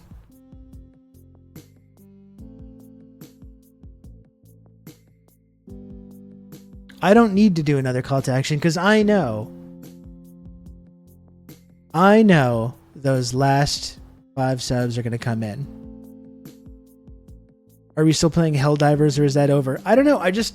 I got out of the habit of playing it every night because of the NBA playoffs, Diego. I still love the game, but I think it's the user base has gone down like pretty significantly.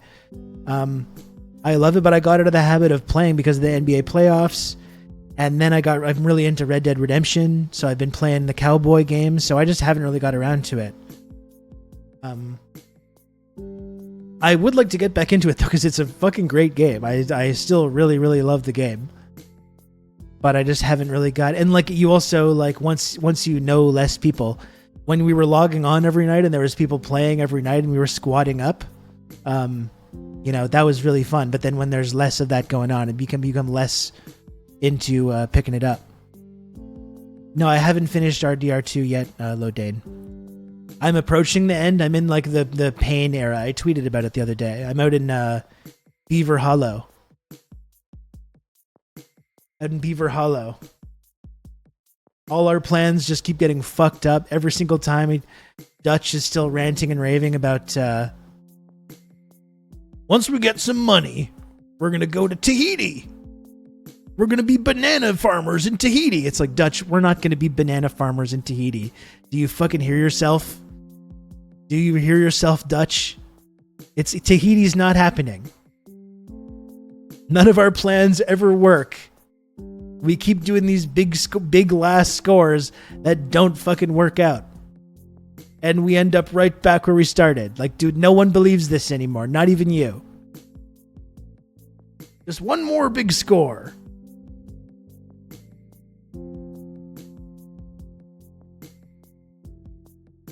It's true.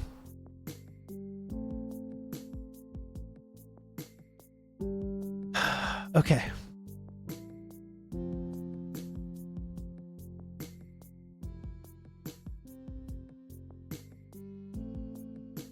We're not going to fucking Tahiti.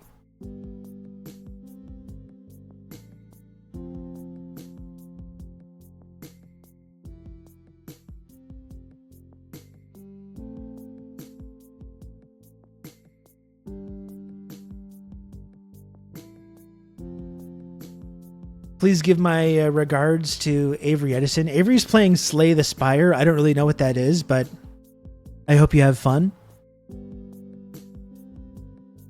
There is still time. You got about 45 seconds for someone to, at the last second, the buzzer beater. There's still time for a last second buzzer beater. And I know it's going to happen. That's the level of confidence that I have in this community. That's the level of confidence that I have in this chat. I know there's a hero that's going to come through. I just like that shows the level of respect that I have for people in this community. The confidence that I have.